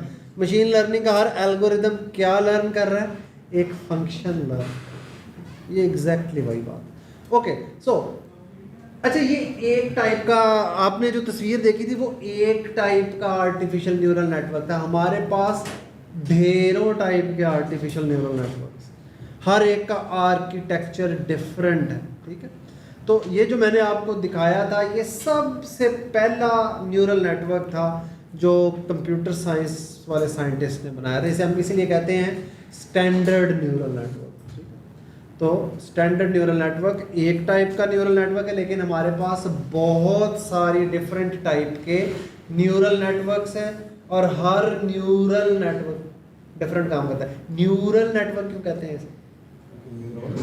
क्योंकि ये न्यूरॉन्स का नेटवर्क है, hence the name neural network. Next हमारा है इम्पॉर्टेंट टॉपिक है, इसके अंदर हम रिलेशनशिप्स, जो भी हमने आपसे सवाल किया तो उसको डिटेल से कवर करेंगे और इसको कवर करने के लिए ये बताना ज़रूरी था कि न्यूरल नेटवर्क क्या है। So with in 2 to 3 minute इसको सर कवर कर देते हैं। ओके, अच्छा, अब आर्टिफिशियल न्यूरल नेटवर्क हमें पता चल गया, लेकिन मैंने डीप लर्निंग को आपको नहीं बताया। तो डीप लर्निंग क्या होती है? Deep learning is rebranding of artificial neural network. Artificial neural network की स्टडी को डीप लर्निंग कहते हैं, ठीक है। क्यों कहते हैं? आर्टिफिशियल न्यूरल नेटवर्क में क्या बुराई थी? असल में आर्टिफिशियल न्यूरल नेटवर्क ना 1965 में इजाद हुए थे, 1965, आज से 70 साल पहले। तो अब आप कहेंगे कि अगर ये 1965 में इजाद हुए थे तो ये तब्दीलियाँ तो 2022 में आ रही, तो इतना अरसा क्या हुआ? तो आर्टिफिशियल न्यूरल नेटवर्क्स के साथ एक मसला है, इन्हें कंप्यूटेशन बहुत ज़्यादा चाहिए, ठीक है। तो 1965 से लेके 2010 तक एक तो हमारे पास कंप्यूटेशन पावर बहुत ज़्यादा नहीं थी और दूसरा हमारे पास डेटा बहुत ज़्यादा नहीं था। अब जब से स्मार्टफोन आए हैं हमारे पास पेटाबाइट्स ऑफ डाटा हर रोज़ जनरेट होता है और न्यूरल नेटवर्क्स की ख़ास बात यह है इन्हें जितना डाटा दो उतना ये लर्न करते हैं। कन्वेंशनल मशीन लर्निंग एक ख़ास अमाउंट ऑफ डाटा के बाद कहती थी मुझे तो जितना मर्जी डाटा दे, मैंने और नहीं सीखी। इनफैक्ट वो ज़्यादा डाटा कंज्यूम ही नहीं कर सकती, उसमें ये सलाहियत ही नहीं। लेकिन डीप लर्निंग या आर्टिफिशियल न्यूरल नेटवर्क की स्टडी, न्यूरल नेटवर्क में जितने ज़्यादा न्यूरॉन्स रखेंगे उतना ज़्यादा डाटा देंगे, उतना अच्छा मॉडल बनेगा। आपने सुना होगा GPT-3 में कितने न्यूरॉन्स थे? 176 बिलियन। ठीक है, तो अब आपको आइडिया होगा कि ये जो लार्ज लैंग्वेज मॉडल है इनमें बिलियंस ऑफ न्यूरॉन है। तो डीप लर्निंग क्या है? Deep learning is doing machine learning but with artificial neural networks, that's it. Deep learning is doing machine learning with artificial neural networks. ठीक है, तो तो अपने ये सारी स्टडी को हम deep स्टोरी learning रिकॉल कहते कर लेते हैं। हमने हायरिंग प्रोसेस पे वापस जाते हैं कि अगर हम हायरिंग कर रहे हैं सिर्फ अपने HR को ट्रेन करके और उसकी नॉलेज की बेस पे, तो what we are doing, we are hiring through machine learning. और अगर हम सेग्रीगेशन डिपार्टमेंटलाइजेशन करते हैं नोड्स अपने बनाने के बाद उस पूरे लेयर्ड से गुजार के वही हायरिंग करते हैं, तो maybe we are hiring with deep learning. Just concept जो कि एक स्टोरी बिल्ड जिसके लिए आप लोगों के लिए ख़ास तौर पे आप लोगों के लिए बार बार बता रहा हूँ क्यों ज़रूरी है। आप थोड़ा सा आप कॉन्सेप्ट क्लियर हो गया इसका, मैं आगे चलूँ। जी हाँ, अगेन वंस अगेन अब हम थोड़ा सा इसके बाद जो है ना जनरेटिव मॉडल्स की तरफ जाएंगे, चैट GPT की तरफ जाएंगे मोस्टली। लेकिन अब तक मैं आपको ये बताऊं कि अब से पहले आपको नहीं पता था न्यूरल नेटवर्क क्या है, एक स्टोरी नहीं बनी थी। आप जब आज अपने क्लाइंट से बात कर रहे होंगे, सुन रहे होंगे, प्रोजेक्ट के अंदर कोई बात कर रहा होगा, कोई अचानक से आपसे सवाल करेगा कि यार ये कैसे यूज़ करोगे, किस लेवल के न्यूरॉन्स यूज़ करोगे, ठीक है, कौन सा न्यूरल नेटवर्क यूज़ करोगे। आपको ये तो पता है कि न्यूरल नेटवर्क क्या होता है, अब आप ये बता सकते हो कि यूज़ होगा या नहीं होगा। अब आपको ये पता चला कि यार हम कौन सी चीज़ अचीव कर सकते हैं और अगर कोई अचीव हुई है तो उसके पीछे कौन सी टेक्नोलॉजी लगी हुई है, ठीक है। ये तो अब आपको अंदाज़ा हो गया ना सबको। अब यहाँ पे आपने थोड़ी रिसर्च करनी है, डिफरेंट यूट्यूब्स पे वीडियोस देखनी है, उनके अंदर डिफरेंट एनिमेशंस के साथ सेम कॉन्सेप्ट समझाया गया, वो आप मैच करेंगे अपनी स्टोरी के साथ जो आज आपने बिल्ड किया है, कॉन्सेप्ट क्लियर हो जाएंगे। लेकिन जब हम इसकी इम्प्लीमेंटेशन कर रहे होंगे, कुछ कोडिंग कर रहे होंगे, तो ये सारी चीज़ें उस वक्त आपके माइंड में बिल्कुल क्लियर तब तक हो जानी चाहिए, ठीक है। तो machine learning, artificial intelligence, deep learning के हमने कंपोनेंट्स को टच किया, उसकी मेजर चीज़ों को देखा, हमने देखा कि वो चीज़ें कैसे बढ़ रही हैं। तो उन सारी चीज़ों को कवर करते हुए अब हम अपने जनरेटिव AI पे आते हैं। इन्होंने वर्ड जनरेटिव मॉडल क्यों नहीं लिखा हुआ, ये जनरेटिव AI क्यों लिखा हुआ? अच्छा क्वेश्चन। कोई बता सकता है कि ये हम तो जनरेटिव मॉडल पढ़ के आए हैं ना, जनरेटिव AI क्यों लिख दिया है? AI जनरेटिव तो हमने कहीं पढ़ाया नहीं आपको, हमने तो आपको नैरो AI पढ़ाया और जनरल AI पढ़ाया, इधर इन्होंने जनरेटिव AI लिख दिया है। अब क्या करें? कैसे फिट होगा बिगर पिक्चर में? ये मल्टीपल मॉडल्स को यूज कर रहे हैं ये सारे। अभी तक हमने जितनी चीज़ें पढ़ी हैं ना वो है डिस्क्रिमिनेटिव AI। डिस्क्रिमिनेटिव AI मैंने पहले नहीं बताया था क्योंकि ज़रूरत नहीं थी। आप क्या कर रहे हैं, आप चीज़ों को डिस्टिंग्विश कर रहे हैं, राइट। आप क्लासीफाई कर रहे हैं, आप स्कोर निकाल रहे हैं, आप सेगमेंटेशन कर रहे हैं, आप अनोमली डिटेक्ट कर रहे हैं, आप क्लस्टर्स आइडेंटिफाई कर रहे हैं, आप एजेंट जो है उसे सिखा रहे हैं। So you are discriminating but now you are generating. So ठीक है, तो जनरेटिव AI वो ब्रांच है जिसमें मॉडल्स जो हैं वो कुछ जनरेट करने की सलाहियत रखते हैं। तो जनरेटिव मॉडल्स में हमारे पास डिफरेंट टाइप के मॉडल हैं, लेकिन एक चीज़ सब में कॉमन है, वो सारे के सारे न्यूरल नेटवर्क्स हैं। आप कनेक्शन हो रहा है? यहाँ कौन बता सकता है कि चैट GPT मॉडल है या API है? क्योंकि मेरी कोशिश होगी मैं सबसे बारी बारी पूछूं, चैट GPT मॉडल है या API है? API वाले हाथ खड़ा करें। तो डर डर के क्यों कर रहे हो? आप ही ठीक कह रहे हो सकता है गलत इज फाइन। हाँ, चैट GPT API है या मॉडल है? मैं ये कह सकता हूँ कि एक चीज़ है, चैट GPT API है या मॉडल है? मॉडल वाले हाथ खड़ा करें। बीच वाले जो जिनको जो कुछ भी नहीं है, ये कौन है? ये कौन लोग हैं यार जो दोनों दफा हाथ खड़ा कर रहे हैं? ये कौन है? अब सारे सब पार्टिसिपेट कर रहे हैं। मॉडल वाले हाथ खड़ा करें जो समझते हैं कि चैट GPT जो है ना वो मॉडल है। अच्छा, तो इसका मतलब है कि बाकी ये समझते हैं चैट GPT API है। API वाले हाथ खड़ा करें ज़रा, माशा कि चैट GPT डेटाबेस है। मैं ज़रा इधर ऑडियंस के सवाल ले लूँ थोड़े से। देखो मैं आपको एक बात बताऊँ, चैट GPT, देखो जब हमने GPT साथ लगाया ना तो आप उसको मॉडल कह सकते हैं मेनली, ठीक है। GPT क्या है? ट्रांसफॉर्मर। अच्छा, क्या बात। और ट्रांसफार्मर क्या है? मैं लाइव वालों को बता दूं, हमारे कॉम्पिटेंट बंदे ने ट्रांसफार्मर का जवाब ठीक दे दिया है और उसने कहा है कि जो खंबे पे लगा हुआ होता है। नाइस बेटा नाइस। रोजी रोड पीके का अकाउंट है तेरा? सर ट्रांसफार्मर पे थोड़ा सा 1 मिनट दे, मैं जब तक स्क्रीन शेयर कर लूँ। ओके, तो जेनरेटिव AI नाम से ज़ाहिर है इसमें वो मॉडल्स हम स्टडी करते हैं जो जनरेट करने की सलाहियत रखते हैं, ठीक है। इसमें हमारे पास कुछ टाइप्स हैं। एक चीज़ हमेशा ज़हन में रखनी, ये सारे के सारे न्यूरल नेटवर्क, ठीक है।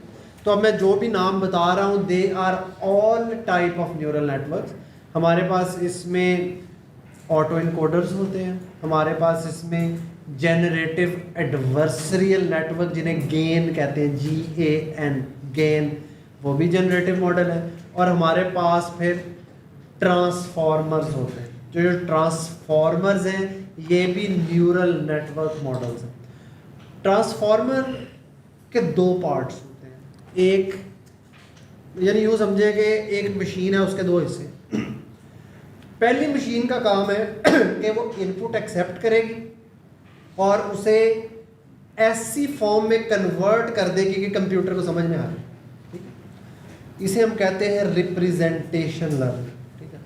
अब रिप्रेजेंटेशन क्यों इंपॉर्टेंट है? आप बच्चे को कहते हैं तुमने कार देखी है, कहता है नहीं। आप कहते हैं एक डब्बा होता है, उसमें इतने व्हील होते हैं, ये होता है, वो होता है।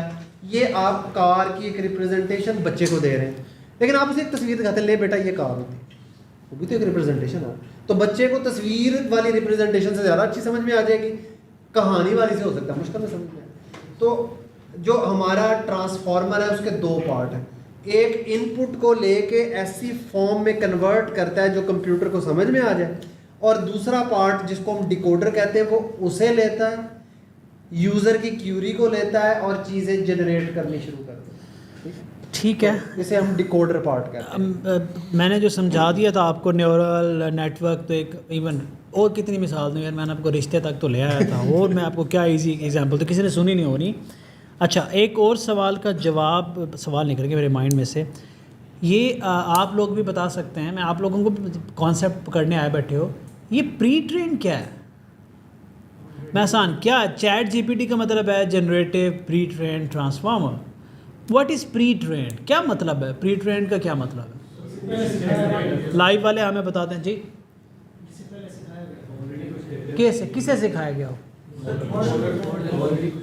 अच्छा, डेटा के लिए ट्रेन किया होगा, जैसे अगर हमने फॉर एग्जांपल शेप्स के बेस पे डेटा ट्रेन किया हुआ है तो वहाँ से प्री ट्रेन मॉडल होगा शेप्स के बेस। चैट GPT किस तरह के डेटा पे ट्रेन हुआ होगा?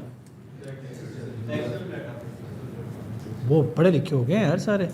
बिल्कुल सही। अच्छा, अगर हम इसको यूँ, हाँ अगर हम इसको यूँ कहें कि चैट GPT जो है वो एक ट्रेंड मॉडल है, हम प्री ट्रेंड क्यों कह रहे हैं, ट्रेंड क्यों नहीं कह रहे? क्योंकि अब तो वो ट्रेंड मॉडल है। हाँ देखा ना, मैं इसलिए मज़े मज़े के सवाल करती हूँ क्योंकि ऐसे मज़े मज़े के जवाब भी आते हैं कि उनके पास पिछला डाटा है, अगला तो है नहीं। हाँ है ना, नाइस। नहीं आई मीन अब दिमाग ऐसे करेगा। हाँ, आपने पॉइंट सही गए हो। अब चैट GPT को हम थोड़ा सा, आपको सवाल है किसी का कोई क्वेश्चन? अच्छा, जब चैट GPT आया था ना, आप जिसने जाना चाहता है वो जा सकता है। मैं आप चैट GPT के बारे में थोड़ा सा आप लोगों को हिस्ट्री बता देता हूँ कि जब चैट GPT आया था तो हमने एक वीडियो बनाई थी और हमने बताया था, ये जो लोग कह रहे हैं ना इंस्ट्रक्ट GPT और चैट GPT जो है ना वो सेम चीज़ नहीं, इस पर हम आते हैं। जब चैट GPT आया था तो मैंने कहा था कि it is not about chat GPT, ये एक नए दौर का आगाज़ है, क्योंकि ये एक टूल नहीं आया, ये एक टूल, एक कोई चीज़ क्रिएट हुई है। जैसे पहिया बना था ना, रेवोल्यूशन आ गया। जब पहिया बना था ना, तो उस वक्त स्पोर्ट्स कार और सुपर कार का कॉन्सेप्ट तो नहीं था, लेकिन एक दौर का आगाज़ हो गया था। ये जो GPT आया है, इसने एक दौर का आगाज़ कर दिया है, और हम उस दौर के बिल्कुल स्टार्ट में खड़े हुए हैं, बिल्कुल स्टार्ट में खड़े हुए हैं। और जहाँ पे हम देख रहे हैं कि मुल्क के हालात हैं या दुनिया में रिसेशन आने वाली है, वहाँ पे ChatGPT ने बेइंतहा अपॉर्चुनिटीज़ आप लोगों के लिए क्रिएट कर दी हैं। वहाँ पे मैं ये समझता हूँ कि पिछले 2 डेकेड्स में एक साथ इतनी ज़्यादा अपॉर्चुनिटीज़ बिज़नेस और टेक में कभी भी नहीं आई जितनी इस वक्त मौजूद हैं। ठीक है, हमें अपना माइंडसेट शिफ्ट करने की ज़रूरत है कि हमने अपने आप को कहाँ प्लेस करना है। हम जब बोल रहे हो, इवन ख़ास तौर पे सोशल मीडिया के लोग, बिज़नेस डेवलपमेंट के लोग, हेल्थ केयर के लोग, अब इन सबको साथ लेके चलूँगा, टेक्निकल लोग, आज भी मैं गारंटी से कहता हूँ, यहाँ फुल स्टैक डेवलपर बैठे हैं, आप लोगों के अंदर ChatGPT को कोडिंग के लिए, ऐसे और टूल्स को कोडिंग के लिए इस्तेमाल करने की सलाहियत 20-25% से ज़्यादा नहीं है। आज भी आप अपनी लैक ऑफ इंफॉर्मेशन और लैक ऑफ इंटरेस्ट और उस टूल को यूज़ ना करके 70-80% टाइम वेस्ट कर रहे हैं, एक्स्ट्रा टाइम लगा रहे हैं। ऐसे ही है जैसे गाड़ी के टायर में हवा भरे बगैर उसको रेस देना शुरू करते हैं। आपके पास पहिया है, उसको यूज़ करें टेक्नोलॉजी को। आज आप सब लोगों का काम ये है कि जो ChatGPT का हमने सिर्फ आज बेसिक चीज़ें करनी है। अकाउंट क्रिएशन तो गूगल जाके कर ले, मैं अकाउंट क्रिएशन की तरफ नहीं जा रहा।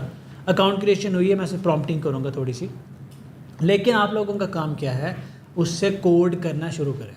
प्रॉब्लम पता है कहाँ होता है? प्रॉब्लम ये होता है कि जब आप कोई इमेज जनरेट करेंगे किसी टूल को कमांड देकर, जब आप कोई कोड जनरेट करते हो, वो कोड नहीं चलता या वो इमेज आपके मिजाज के मुताबिक, रिक्वायरमेंट के मुताबिक नहीं जनरेट होती, तो आप डिसअपॉइंट होते हैं, आप डीमोटिवेट होते हैं और आप कहते हैं इससे बेहतर तो मैं खुद कर लूँगा। बिल गेट कहता है कि अगर आपने ज़िंदगी में बड़े बड़े काम करने हैं, कुछ बड़ा अचीव करना है, तो आपको डेलीगेशन सीखनी पड़ेगी। मतलब आप आइडेंटिफाई करें कि आपने कौन से काम खुद करने हैं, कौन से काम लोगों से कराने हैं।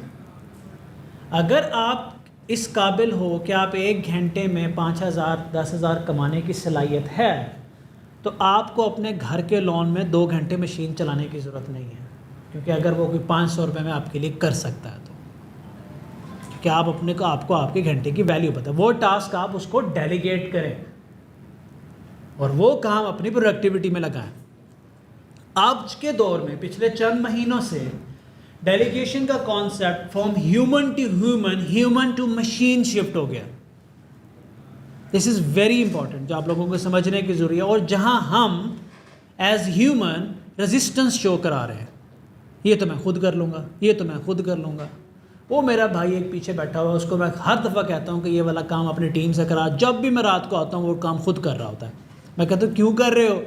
उन्होंने सही नहीं किया था, खुद कर रहा हो बैठा हुआ। भाई तुम्हारे अंदर इतनी अल्लाह ने सलाहियतें रह गई, तुम हर काम खुद क्यों करते हो? उनको ठीक करो, उनको ट्रेन करो, उनसे काम करो, अपने आप को रिलीज़ करो। सो आप लोगों का फ़र्ज़ है कि GPT से लर्निंग शुरू करें।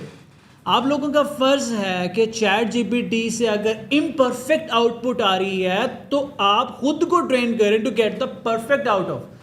बिजनेस डेवलपर प्रपोजल लिख रहे हो तो you should be smart enough, you should be trained enough to get a perfect, near to perfect proposal from GPT। You guys can do it, लेकिन आप लोग वहाँ पे रिलाई नहीं करते हो, डेलीगेशन नहीं कर रहे टेक को।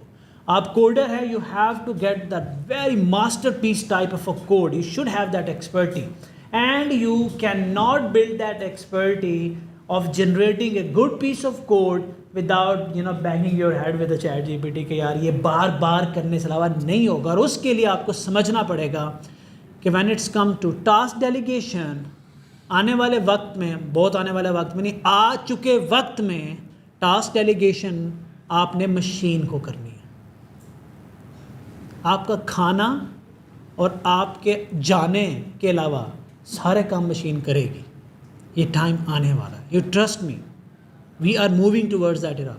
अब आप डॉक्टर हो, आप एग्रीकल्चर में हो, आप एड टेक में हो, फिर फाइनेंशियल्स में हो, आगे वो बंदा निकलेगा, मैं समराइज़ कर रहा हूँ, आगे वो बंदा कामयाब होगा जो शख्स मशीन को अपने टास्क डेलीगेट करना बेहतर जानता है। वो होगा वो होगा चैम्पियन हर फील्ड के अंदर। अब चाहे वो प्रोग्रामर है या नहीं है, चाहे वो बिज़नेस डेवलपर है, सोशल मीडिया का बंदा है, एसईओ का बंदा है, किसी का बंदा भी है। और chat GPT is first thing. तो जब हम चैट जीपीटी को यूज़ करेंगे तो हम क्या कर रहे होंगे, हम एक माइंड सेट, एक अप्रोच मैं आपको दूंगा कि देखो मैं इससे काम कैसे ले रहा हूँ, आप लोगों ने वो डेवलप करना है। इस सेशन के एंड पे मैं आपको अभी एक असाइनमेंट दे रहा हूँ, जब हम नेक्स्ट सेशन में मिल रहे हैं, जो लोग लाइव सुन रहे हैं, वो हम कम्युनिटी के लिंक्स के अंदर हम आपको ग्रुप लिंक भी भेजेंगे, ईमेल भी भेजेंगे कुछ। उस ईमेल पे आप हमें अपने मास्टरपीस भेजेंगे कि देखें मैंने इनपुट देके ये वाला कोड इतना अच्छा जनरेट किया। अगर आप कोडर हैं, अगर आप डिज़ाइनर हैं, to generate a good design image. अगर आप बिजनेस प्रपोजल लिखते हो, to generate a good business proposal that you feel is good enough. ठीक है, मे बी मैं 4 आउटपुट्स को लूँगा और उसके अंदर फ्लॉज ढूंढूंगा और बताऊंगा कि ये इस तरह से मज़ीद बेहतर हो सकते हैं, but you have to try really hard कि हम कैसे ले सकते हैं। वो आउटपुट आप हमें ईमेल कर सकते हैं। ठीक है, that you should be doing with a chat GPT. अब जीपीटी का कॉन्सेप्ट जो है हमने क्लियर कर दिया था। इसका ओरिजिन जो है इंस्ट्रक्ट जीपीटी बहुत पहले से था, डायलॉग बेस्ड मॉडल था वो। इंस्ट्रक्ट जीपीटी से लोग सालों साल काम करते रहे क्योंकि उनका माइंडसेट ग्रोथ माइंडसेट था। वो लगे रहे, वो रिज़ल्ट की परवाह किए बग़ैर लगे रहे, वो रिश्तेदारों की परवाह किए बग़ैर लगे रहे, दोस्तों की परवाह किए बग़ैर लगे रहे, फ़ेल होने की परवाह किए बग़ैर लगे रहे, और उन्होंने क्रिएट करके लॉन्च किया। हम सुबह उठे तो हमें पता चला wow that was easy, right. तो हमें भी वो माइंडसेट अपनाना है कि हमने अब चीज़ें क्रिएट करनी है इसके साथ। तो चैट जीपीटी क्या है, आप उससे कोई भी सवाल करते हो वो आपको उसका जवाब देता है, यहाँ तक इतना। और वो होता है चैट जीपीटी इटसेल्फ मॉडल है, मॉडल से बात करता है, लेकिन चैट जीपीटी बनाने वालों ने बीच में APIs बनाई हुई हैं जो आपकी बात सुनती हैं, अपने मॉडल से बात करती हैं और आपको जवाब देती हैं। यहाँ तक तो चैट जीपीटी का कॉन्सेप्ट जो है ना हमारा तकरीबन ख़त्म हो जाता है कि चैट जीपीटी इट इज़। आप ये फ़ैसला करना है कि चैट जीपीटी किस फील्ड में आप कितना यूज़ कर सकते हैं, कहाँ तक यूज़ कर सकते हैं, कैसे यूज़ कर सकते हैं। फॉर एग्ज़ाम्पल आप इस वक्त शहरियार, आपका मैं केस लेता हूँ that you are coming from a development environment और आपको एक क्लाइंट ऐसा मिला यार वो बड़ा अजीब बिहेव कर रहा है, ठीक है, वो आप जो भी कर रहे हो वो स्टिल इनॉयड है, ठीक है, तो आप उसको कैसे हैंडल करोगे? आप कहोगे कि अच्छा मैं किसी सीनियर से बात करता हूँ, इरफान भाई आप मुझे बताएं कि आप मेरे पास आते थे कि इस सिचुएशन में क्या करूँ। आप आते हो, आप रात को 2 बजे आप भी आ ही जाते हो, ठीक है। कुछ लोग पटाखा कराने के बाद आते हैं, कुछ लोग धमाका होने से पहले आते हैं। अब हंस लें आप लोग, लाइव वालों को बात नहीं समझ में आएगी। तो कुछ लोग धमाका कराने का सर जी ये हो गया और कुछ लोग मेरे पास आते हैं और कहते हैं कि यहाँ बताएं लग रहा है कि कुछ होने वाला। तो you can ask the same question. तो मैं एक केस बिल्ड कर रहा था, मैं माइंडसेट की बात कर रहा हूँ, जस्ट अ टूल जो आप लोगों ने यूज़ करना है। So Shahryar tell me some case जो आप समझ रहे हो कि अगर क्लाइंट ये कहता तो मुझे नहीं पता क्या रिस्पॉन्ड करना। एनी केस, कोई भी। अच्छा, सो क्लाइंट ने बड़ा ज़बरदस्त काम है, बड़ा कॉमन केस है, इसने पूरा पाकिस्तान के लोगों की नुमाइंदगी की है और शहरियार भाई ने मुझे ये बताया है कि क्लाइंट आपसे काम मांग रहा है और आपने काम किया हुआ नहीं है, तो हम क्या कर रहे हैं? तो चैट जीपीटी ने कहना भाई जाओ काम करके आओ। Okay, so let's see that case that. तो आपने पूरे मुल्क के काम, क्योंकि हम अक्सर करते ही हैं, हम काम नहीं करते और फिर कहते सर जी ऑर्डर नहीं आ रहे, बिजनेस नहीं आ रहा। एनीवे, सो आप इसको ना अंग्रेज़ी भी हम तोड़ फोड़ के लिखेंगे कि ताकि मैं उन लोगों को साथ लेके चलना चाहते हैं जो ये समझते हैं कि चैट जीपीटी से सवाल करने के लिए कमाल की अंग्रेज़ी चाहिए होती है। चैट जीपीटी बहुत स्मार्ट है, आपके ग्रामर की ज़रूरत नहीं है उसको। अच्छा मैं लिखता हूँ क्लाइंट इज़ एंग्री, ठीक है, बिकॉज मैंने काम नहीं किया, how I should handle him nicely without losing my project. Create a conversation between myself and client. So, how beautiful is this? अब क्लाइंट आपसे अपनी डिसअपॉइंटमेंट कह रहा है और आप उसको जवाब दे रहे हैं, और आप इस वक्त बैठे कुछ नहीं कर रहे, पानी की बोतल हाथ में लेके मैं भी पीता हूँ और उसको करने देता हूँ काम। That's it, we are having fun guys. I mean what else you need यार? Do you really need experience people for this? How powerful is this? आप देखना उसने क्या क्या जुगाड़ लगाया उन्हें अंदर। उसने क्या कहा, चैट जीपीटी किसी पाकिस्तानी ने बनाई होती तो वो निकल के कहता जा काम कर क्या जा अपना काम कर। Just kidding. So you will learn professionalism, you will learn right selection of word. अब जब आप चैट जीपीटी के सिर्फ एक कमांड से आप इस कन्वर्सेशन को पढ़ने के बाद आपका सारा माइंडसेट चेंज हो जाएगा कि आप एक नेगेटिव न्यूज़ को खूबसूरत डब्बे में बंद करके किसी को कैसे देनी है। तो क्लाइंट कहता है I am really disappointed you haven't completed the work I assign to you, और आपने कहा I understand why you are upset and sincerely apologize for any inconvenience cause it was never my intention to let you down due to unforeseen circumstances I have been delayed in delivering the work, this is unacceptable. Client बड़ा सख्त है वैसे ये तो this is client कहता है कि this is unacceptable, you should inform me earlier. वाह ओह, ये यूनिवर्सल आंसर है ना। अब मैं क्लाइंट का नाम भी ले लूँ, अक्सर ही कहता है, ठीक है। You are absolutely right. आपने उसको कहा मैं समझता हूँ and I agree with you, I should have communicated this to you sooner, I deeply regret this oversight and I sure you that it will not reflect in the future. Client कहते हैं क्या guarantee है कि तू ये दोबारा हरकत नहीं करेगा, ठीक है। आपने कहा कि मैं कंसर्न को अप्रिशिएट करता हूँ, in the future I will make sure to keep you better inform about potential delays or issue that could happen. Furthermore, I am willing to take necessary step to ensure this, कि मैं आपको आगे बताऊंगा, मैं correction करूंगा, मैं ये चीज़ें करूंगा, आपने इसको श्योर दे। अभी एंड में मैं इसकी समरी करूंगा, आपको बहुत पसंद आएगी एंड पे, वो जीपीटी नहीं करेगा, मैं करूंगा। Alright, but I need to work done.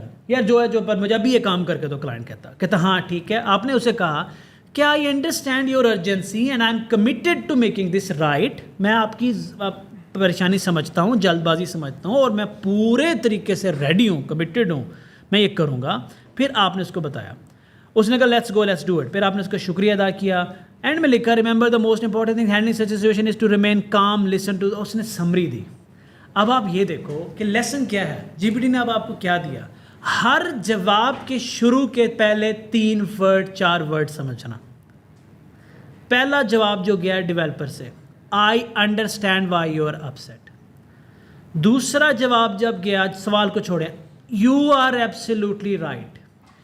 तीसरा जवाब गया, आई understand your urgency, I appreciate your concerns, thank you for understanding. क्या हुआ, क्या कर क्या रहा है? देखें, when somebody is annoyed, सबसे पहले आपने जो चीज़ शो करानी है वो है एम्पैथी। एम्पैथी क्या होती है मैं आपको बताऊं, ये ज़िंदगी में आपको किसी भी फील्ड में कामयाब कर देगी, किसी भी फील्ड में। ये इतना पावरफुल कॉन्सेप्ट है।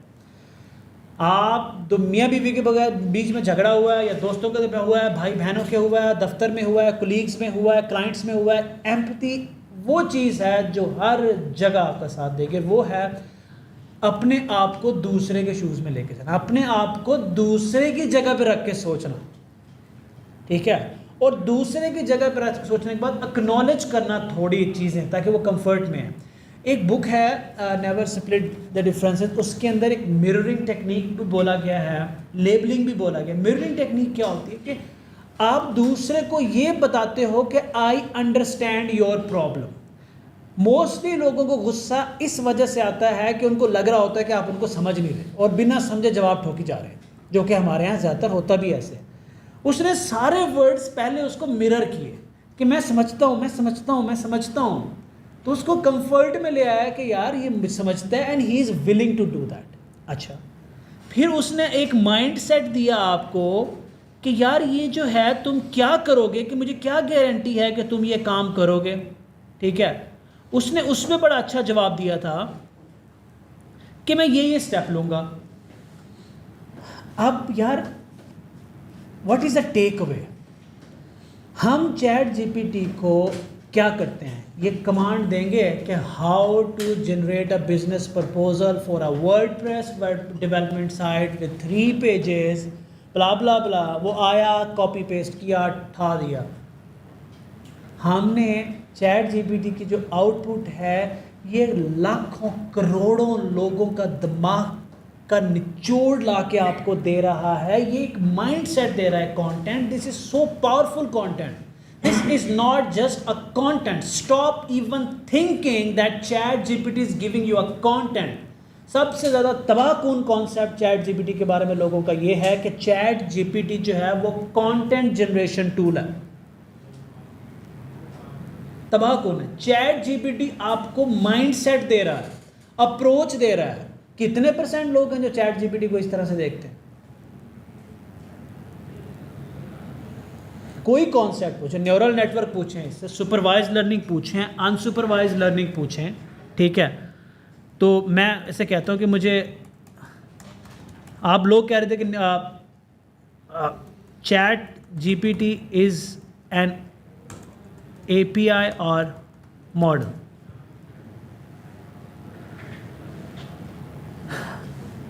Answer is there. अब मैं उर्दू में पूछ सकता हूँ, तो सेल्फ लर्निंग कितनी आगे चली गई है, ठीक है। हमारे पास ऐसे लोग भी हैं अल्हम्दुलिल्लाह जो सारा दिन मुझे चैट जीपीटी के थ्रू मैसेज करते रहते हैं, पता चल जाता है चैट जीपीटी से, लेकिन वो एक खेल है। लेकिन आपने चैट जीपीटी से कंटेंट नहीं लेना, माइंड सेट लेना है। ये मेरी रिक्वेस्ट है तमाम लोगों से। अब जिस तरह से मैंने एक सिचुएशन माइंड में लाया, उस सिचुएशन को चैट जीपीटी से सॉल्व करवाया। अब आप हज़ारों सिचुएशन ला सकते हैं, as a project manager, as a business developer, as a social media person, as a doctor. Doctor कह सकता है कि मेरे पास मरीज़ है, उसकी समझ मुझे नहीं आ रही और मेरी समझ उसको नहीं आ रही, मैं क्या करूं? कन्वर्सेशन क्रिएट करो, वो करेगा। डॉक्टर ये कह सकता है उसको कि इसकी रिपोर्ट के अंदर मुझे ये चीज़ें पता हैं, ये मेरा डायग्नोसिस है, इसको मुझे अच्छे तरीके से बना दो। वो आपकी खिदमत में हाज़िर करा, उसको कमांड दे के जाएँ आप वॉशरूम का चक्कर लगा के हैं, टाइम बच गया, वो लिख के रख रहा है आपसे। हम उसको एफिशिएंटली यूज़ ही नहीं कर रहे, ठीक है। तो हम आगे जाके क्या करने वाले हैं कि चैट जीपीटी का एफिशिएंट यूज़ करने वाले हैं। जिस तरह से मैंने आज सिर्फ एक प्रॉम्प्ट सिखाया आपको, तो हम प्रॉम्प्ट इंजीनियरिंग की डेप्थ में जाएंगे। और नेक्स्ट लेक्चर में डेवलपर्स के लिए क्या ज़रूरी है कि चैट जीपीटी अपनी APIs देता है। सो अभी के लिए दैट इज़ हम इसको कंटिन्यू यहाँ से नहीं कर पाएंगे, तो इसको नेक्स्ट लेक्चर में हम ले जाएंगे। मैं आपको इसी तरह से प्रॉम्प्ट इंजीनियरिंग सिखाऊंगा, APIs क्या हैं, उनकी लिमिटेशन क्या है, चैट जीपीटी के पास क्या स्ट्रेंथ है, API के पास क्या नहीं है, APIs कहाँ फेल होंगी, कहाँ पास होंगी, नए प्रोडक्ट कैसे बनेंगे, नए नए आइडियाज़ जनरेट करेंगे, और उसके साथ आगे हम मूव कर जाएंगे API इंटीग्रेशन के अंदर। नेक्स्ट लेक्चर में आप लोग आना चाहें तो you are welcome. It will be purely a development based. Technical side पे हम मूव कर जाएंगे। पहले चंद 1-1.5 घंटे के अंदर हम टेक्निकल साइड पे चले जाएंगे, और फिर हम APIs की इंटीग्रेशन, और फिर हम उन APIs का इस्तेमाल जो हमने अपने प्रोजेक्ट बनाने में किया हुआ है वो आपको दिखाएंगे, उनका बैक एंड भी दिखाएंगे। फिर आपको बताएंगे कि जो मशीन लर्निंग के कॉन्सेप्ट्स हमने पढ़े थे, ये देखो ये लगे हुए हैं, यहाँ लगे हुए हैं, इसकी वजह से आप मनूवर कर सकते हो। शहरियार ने सवाल पूछा कि फिर लंबा हो जाएगा, बट एनी हाउ अभी के लिए हम स्टॉप करेंगे। It's 10 guys, thank you very much.